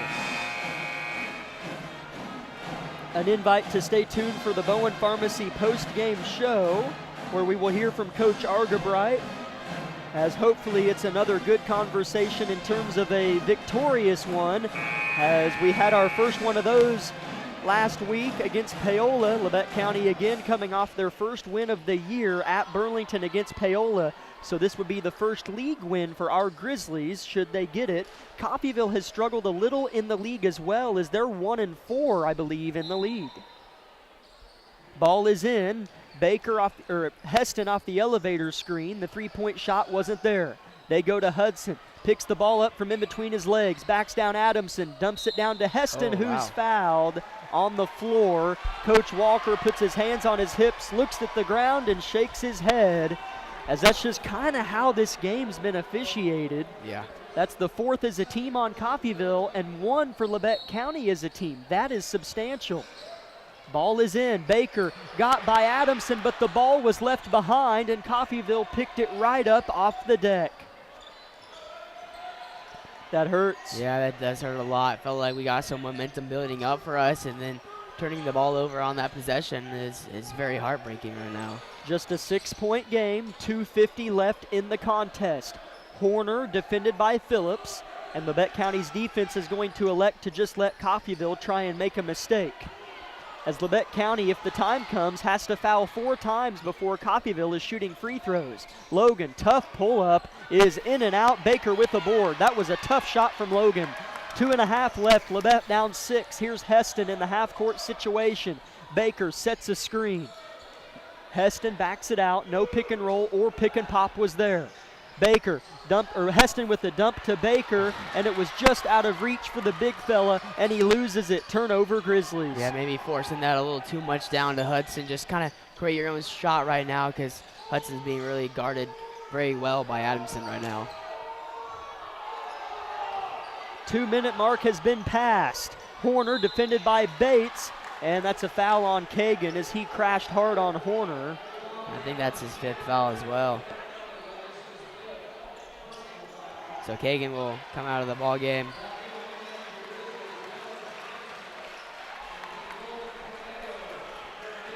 So Dylan Johnson will check into the game for Kagan Bates and fill his shoes and hopefully find him in the corner on an offensive drive. And oh wow. Phillips with the steal off the inbound, hits the deck and gives it to Heston. Boy, Labette County can't do anything the easy way, can they? No. In a joking way, of course. 44-38, Coffeyville in front. Minute 40 left. They need to score. Heston, tough pull-up is good. You talk about a tough shot selection, but Big Bad Beef doesn't care. Labette County's within 4. Nice. Phillips hits the deck, forces Logan to pick it up. Here's Horner left to right. It's 2-on-2. He's blocked by Baker, but a foul is called. And Baker helps Horner to his feet, and Jake will shoot 2 free throws. That'll be Hudson's 4th foul of the ball game, so definitely got to be very careful in these final minutes of this final minute of the ball game. Labette County down by 4. And that hurts too. Horner makes his first free throw. Doesn't seem like the type of player that misses free throws too often. Good 3-point shooter, low to the ground, has a good stroke. Yeah. Hits both of them, has 8 points on the game.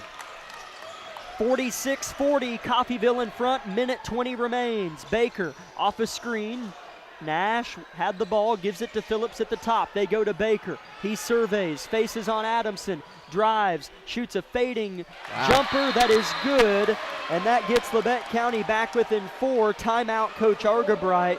Hudson Baker has continued to play well here in this second half after being held to 2 points off free throws in the first half. It's a full timeout back in 30 seconds with the rest of Grizzly basketball. Unbelievable! Sparklight is unveiling unlimited internet for just $25 a month. Get reliable 100 meg internet for just $25 a month for 12 months with unlimited data. That's unlimited internet. Call 877-469-3057 or visit sparklight.com/savings. Sparklight, a new breed in high speed.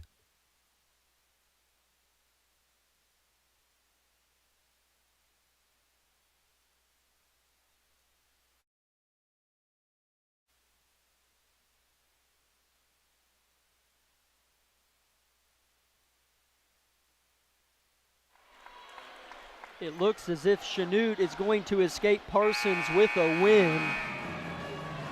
They trailed by 6 going into the 4th quarter and then proceeded to outscore Parsons by 12 in the 4th quarter to win by 6 and flip the script on the Vikings. So that's just the game I have on my computer. I don't know what the other scores are around the league. I know Fort Scott, I believe, went to Independence tonight, which on the road in this league, it's always tricky, so you never know what might happen inside the SEK. Yeah. 5 on the floor for Labette County are Barrett Heston, Carson Lamb, Briggs Knight, Xavier Phillips, and Nolan Nash. As Hudson Baker's on the bench with 4 fouls, you have to imagine Coach Argerbright will put him in if Labette County gets a stop, as Adamson nearly lost it, nearly stepped out. Here comes Logan. Heston picks him up, and that might be a charge. It is! Barrett Heston. Big time play, my friend. Gets a standing ovation from his family and other Grizzly fans, as he knew if I go up, they'll call a foul. I'm going to stand here and take one in the chest for my team. Big time play, Barrett Heston. Hudson will come back in with a minute left. Labette down 4 with the ball. Yeah, very smart play by Barrett Heston there to just take it right to the chest. He knew that that ref has been calling fouls every time this game, so very smart. Heston on the dribble, handoff for Phillips. Heston dribbles with his left hand, throws it to Hudson, gives a little shake. Carson Lamb for 3, airballs it short and nearly lands out of bounds. It does land out of bounds, sorry, as Coach Argerbright and staff are saying the ball was tipped. I'm not so sure it was. So Labette County will have to play defense down by 4 with 43 seconds left. Timeout Coffeyville. It's a full timeout. We'll take 30 of it here on KLKC.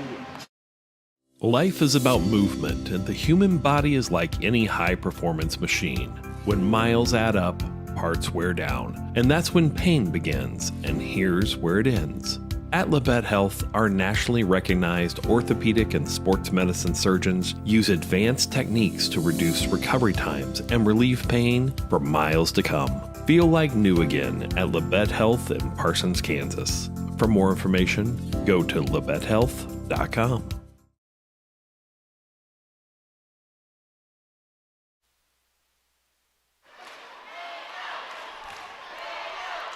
Labette County down by 4, having to get another stop yet again on defense. Barrett Heston came up with a big one as he took a charge on a layup by Coffeyville, and Labette County failed to convert after getting possession. As you can hear the sounds of deferring chants from Grizzly fans and NATO fans. It's going to come down to the wire in this ball game. Who can score, who can play defense, and who can box out. Labette County still has to foul Coffeyville 2 more times before it's free throws. They get it into Logan. He gets ahead of the defense, and Labette's got a foul. Or go for a steal, rather, as Phillips takes a swipe at it, nearly gets it. Here's Shobe. Phillips gets his hand on a ball, and then they foul Adamson. Labette County did that just about perfectly. Went for a couple steals and nearly got it, and then fouled Adamson, who thinks he's shooting free throws, and now he realizes that's not the case. Coffeyville to throw it in. They go over the top to Logan. Briggs Knight's going to have to try to go for the ball. Labette's down 4 with 27 seconds left. They get it up ahead. Lamb contest, and a foul on Carson Lamb on the shot attempt by Jameek Shobe. Labette was going to foul anyways, and they were going to shoot 2 free throws, so you might as well do it on a shot attempt.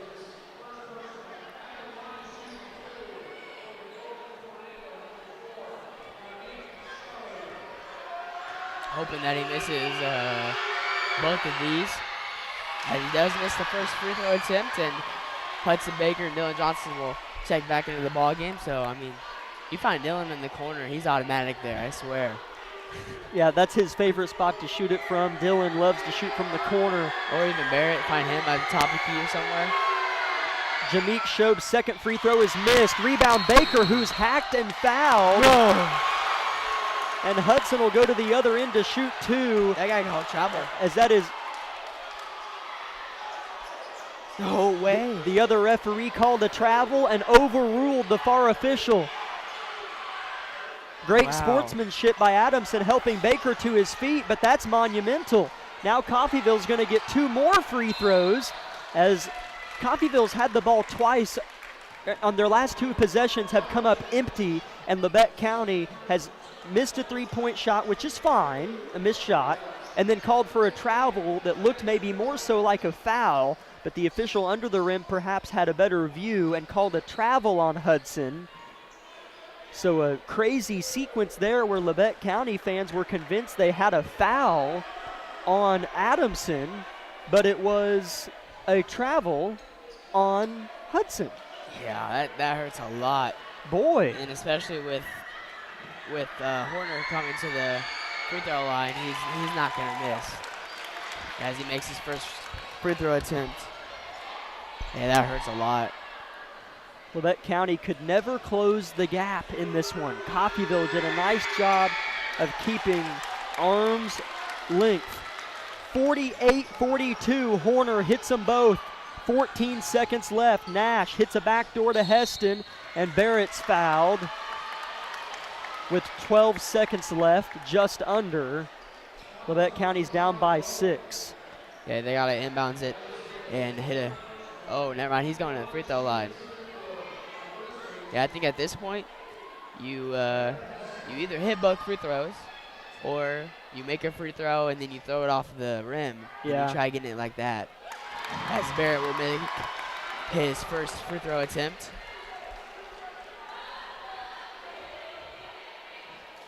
(48-43) Coffeyville, 11.8 left in the contest. Heston lets his second free throw fly, missed it, and nobody was quite there. Rebound Shobe, and Jameek Shobe, who missed his last pair, but they were close, will try to get these two to fall.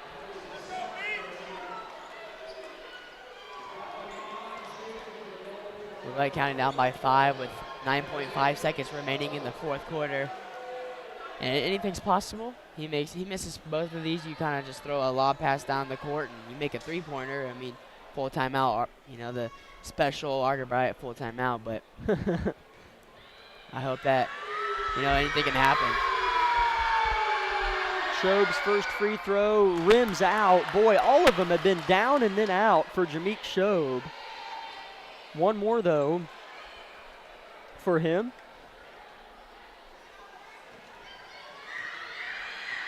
Got to box out and get a rebound right here. It's on its way and good. Timeout Coffeyville with 9.5 seconds left.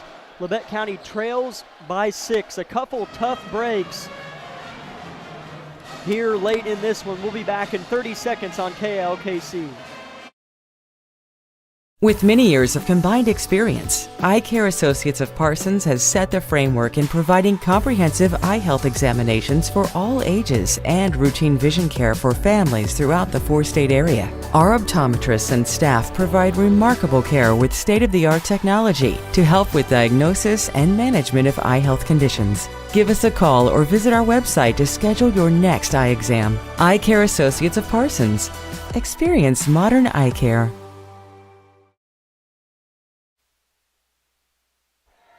9.5 seconds remain. Nolan Nash throws it into Phillips, who turns and heaves it to Baker, but it was tipped by Horner. A nice play by Jake Horner, and that'll do it from Altamont. Labette County will fall 49-43 to Coffeyville. Struggled to score the basketball tonight. Hudson Baker turned it on in the second half, but it wasn't quite enough. Labette County will fall to 1-12 on the year and still winless within that stingy SEK League. Back in 3 minutes with the Bowen Pharmacy post-game show.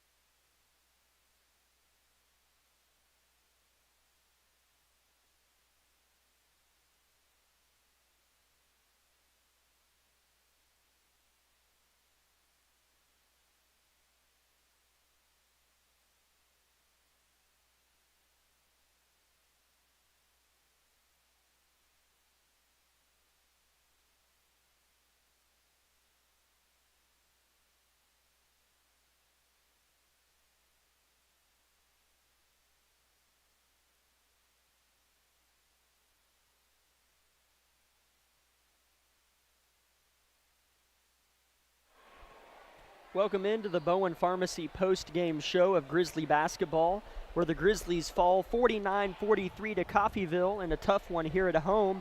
A quick reminder that Labette County will get Tuesday night off again, and then play a week from tonight at home against Independence, and then have home Parsons and then home Chanute after that. Leading scorer for Labette County tonight was Hudson Baker, who ended up with 18 points, had 16 in the second half. Barrett Heston had 9. He's been playing better offensively. Kagan Bates had 6. Carson Lamb had 3. Nolan Nash had 3. Xavier Phillips had 2. And Drew Scheibe had a pair as well. For Coffeyville, 9 different scorers for the NATO. Zay Logan had 13. He got hot in that third quarter. How Coffeyville kind of did things was whenever one player wasn't maybe scoring, another would fill in. Then when they stopped scoring, another would fill in. That's kind of how it felt a little. Just filling in the chinks were these other scorers here. Jake Horner had 10. Tunstall had 5. Let me make sure I get these Shobes right. Jameek Shobe had 6. Jamarion Logan had 4. Van Oster had 2. Adamson, their big fella, had 3, but didn't shoot a lot offensively, it didn't feel like. Keyshawn Hayes had 4. Josh Shobe had 2. At the end of the first quarter, it was Coffeyville 15, Labette County 9. And then the scoring totals from then on out were in the second quarter, Coffeyville 10, Labette County 6. In the third quarter, Labette County got the best of Coffeyville 16-14. And in the fourth quarter, Labette County outscored them again 12-10. So the second half, you outscore them. While it felt like you were so close in that second half, it's tough to score 15 points in the first half and have a fighting chance late, and yet they did that, but it just kind of slipped away on a couple unfortunate breaks. But still, Ian, got to score a little bit more than 15 in one half, I think. Yeah, definitely a lot more than 15 in one half. I mean, just maybe at least even just 20 would be like the minimum you need to score in a game or in a half to be able to win a ball game. I mean, that definitely affected the outcome of the ball game. Only scoring 15 in one half. But like, no, you said it perfectly earlier where, you know, Coffeyville would have one person score and then they'd stop and then someone else would pick up from their not scoring drought, and then, you know, somebody else would pick up. That's right. Something that Labette County lacks a lot of. That's a good point. And, you know, it's been a difficult run because most of the time we're just relying on Hudson, and then, you know, in the first half he wasn't the one who was scoring the points, getting us into that ball game. And you know, you need somebody big to show up for us. Right. Xavier only had 2 points, and that's somebody that the team relies on a lot. So definitely going into the next upcoming games, he needs to have a bigger role in the offense and defensive side of the game as well. And then Dylan Johnson, kind of he's a really good ball player. He just needs a lot more confidence in himself and making shots, because he can hit any shot that he wants to. He just has to have more confidence in himself. And you know, we've talked about this before where we need other people to step up for us, and that's just been the case the whole entire season. You can't just rely on one person, and it's been a tough going. And you know, that Paola win that we had last Saturday, a week from tomorrow, everybody was scoring. Everybody had a good amount of points. Everyone was having fun, and you know, that didn't start showing until the second half, whenever everybody started getting into the game. And that's not what Labette County needs to rely on. They need to rely on each other, and you know, just have each other's backs, and can't rely on the crowd or how other people react. And just gotta, you know, get that team chemistry and bond together to figure out outcomes for the end of the ball game. And that's been a struggle for our team so far. So hopefully the next upcoming game, Independence, correct, Jack? Independence? Yes, a week from tonight. Yeah. So hopefully we can come from this loss, learn some things, make adjustments, fix them over practice. You know, you got a whole week until the next upcoming game. So a really good game as well against a good Independence team coached by a really great guy, Coach Smith. So it'll be a really great game. And so hoping to rebound off of that and come from this loss and then get a rebounded win over Independence. On the bright side, you do hold Coffeyville to 49 points. And, you know, those offensive points can come and stuff. Defense is something that you want to be consistent at. Scoring will come, will fall, will happen, can improve. Defense is not always that way, so it was great to see Labette County held Coffeyville under 50 points. And coaches, we're joined by Coach Argerbright, might have caught what I was saying there for a moment. You got to feel good about where you're at. If you hold teams under 50 in this league, you'd like to think you might win half or more. Just a couple stretches offensively where things just didn't quite go our way, but kept going after what worked there in that second half, and Hudson was great. What'd you see tonight break down? Yeah, I was really proud of the effort of these guys. Got down 10 a couple times, got down 15, we cut it to 6 in that second half when we get back down 9, and we get back down 10, and we cut it to 4 or 5. Just really proud of the effort of these guys. Just didn't go our way tonight, but it had nothing to do with, how hard we played or our attitudes or anything like that. Just sometimes the ball doesn't go in or, vice versa. But one thing we can do is play hard, and I thought tonight we played hard. Was it nice to have Tuesday night off?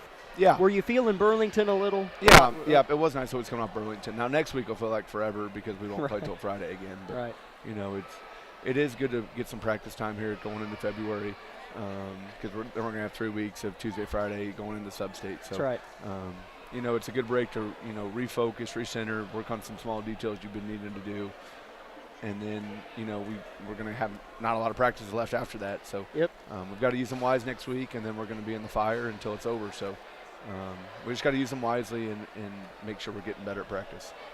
Coach, how would you describe it seems like we've really formed an identity around Hudson offensively just because of his offensive numbers. Would you agree with that statement, or do you see it a little bit differently in terms of, and you might not care, but as an offensive approach, how you see your offense? Yeah, we'd like it to go, we've kind of done some different things offensively this year than I've done in the past. Just trying to get him out of the post some.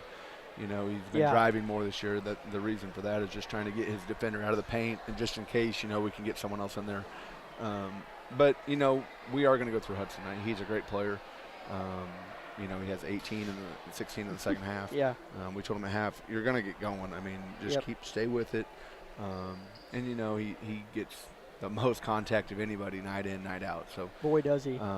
With him, we're really focused on when he gets the ball, everyone's looking at him. Make sure you're moving without the ball. Make sure, you're finding those windows, or if their man helps, if he gets a lot of double teams. So if your man helps and doubles, you've got to find that open. So that's the things that we're getting better at, is moving when Hudson gets the ball. I really feel like we've taken a step in the right direction in that regard.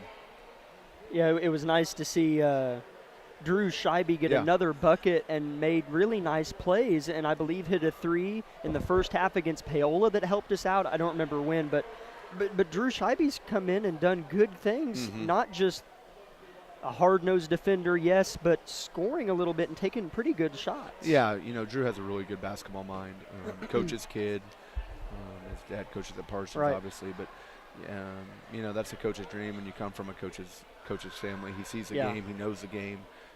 With Drew, he took the year off last year, so we've been trying to get him back up to game speed, and was a really good freshman for us, really good. And then last year just took the year off, and then came back out. I was really, really excited when he told me he was coming back out this year. But he's got a great basketball mind. He sees the floor really well. That's what we really like about him. But I'm really proud of Drew. He did a really nice job. He's stepping in and playing great bench minutes for us. But I'm just tickled that he's back out with us and playing, and the plan is to keep him the whole way out, the rest of the way. So proud of Drew tonight. That's right. Yeah, team's getting deeper as the season goes on, and certainly improvements. Coach, you held Coffeyville under 50. They're a good team that's fast and likes to try to take advantage of teams and get them sped up and go on an 8-0, 10-0 run. You never really had to call that timeout tonight. Right. So talk about, last question, I know you probably got to go, just capping them off. Held a good team to 49. Yeah, defensively, I'm trying to look here. Looks like we won the second half by 4 points. Right. We got to start to not get ourselves in that hole. That's the one thing I want to see us take that step we want to be the team up 10, and go on those runs instead of always trying to claw your way back. And credit to our kids, they're playing hard and not giving up, but we've got to find a way to turn that tide or not get down so many, so we're not fighting so hard, because I want to say the last 3 second halves we've won in games, and we've lost 2 of those games. So, it's just one of those things we've got to be more consistent and not have a bad quarter. I thought we had a little bit of lapse in the first half and just didn't hit some shots. It was bad defense. We just didn't hit some shots. So, and had great looks inside. But, yep, one of those things we just got to get better at not letting it get too far away from us so we're not always fighting to come back. We've got to be the aggressor a little bit more. Well, Coach, enjoy another Tuesday off. You're probably right. It will feel like eternity till next Friday. Play Indy again. Boy, do we see them a lot. Didn't play them at Towanda, but they're in that tournament. Right. They're in the Burlington tournament. Didn't get to see them there, so that was good. Yep, that's right. Yep, it's going to be another fun Friday night. I believe next Friday is our cheer clinic. So going to be another fun night at Altamont at Harrison here. And it's been unbelievable. Yeah, it was another great environment. We had all those junior high kids down there. And I love the excitement, for basketball in this community. We probably had 40 kids in the locker room tonight. Wow. And that wasn't, just invited them. But in the summer we get 200 kids at our camp. We get we had the Little League night the other night. So I just can't say enough about the support here. And from top to bottom, from kids to parents to everybody, it was a great atmosphere tonight. And it's going to be another great atmosphere next Friday, and we can't wait. Without question. Coach, thanks for making your way up. Yep, thank you. Go Grizzlies. Coach Argebright of the Varsity Grizzlies that will have Tuesday night off. Take care, Coach. And we'll play next Friday night here at home against Indy. And then, as he said, it's a Tuesday, Friday alternate until the end. I believe Sub-State, the first round is like February 28th or one of the last days of February. And then the Sub-State Championship game is one of the first days of March. And then State this year, I believe, is March 6th through the 9th. Might check on Keisha's website on that one, but it's right around that second week of March. That'll do it for tonight. Lady Grizzlies win, and the Grizzly boys fall 49-43. We'll talk to you next Friday night here at home, and then hit the rest of the season running with 2 games a week after that. For Lucas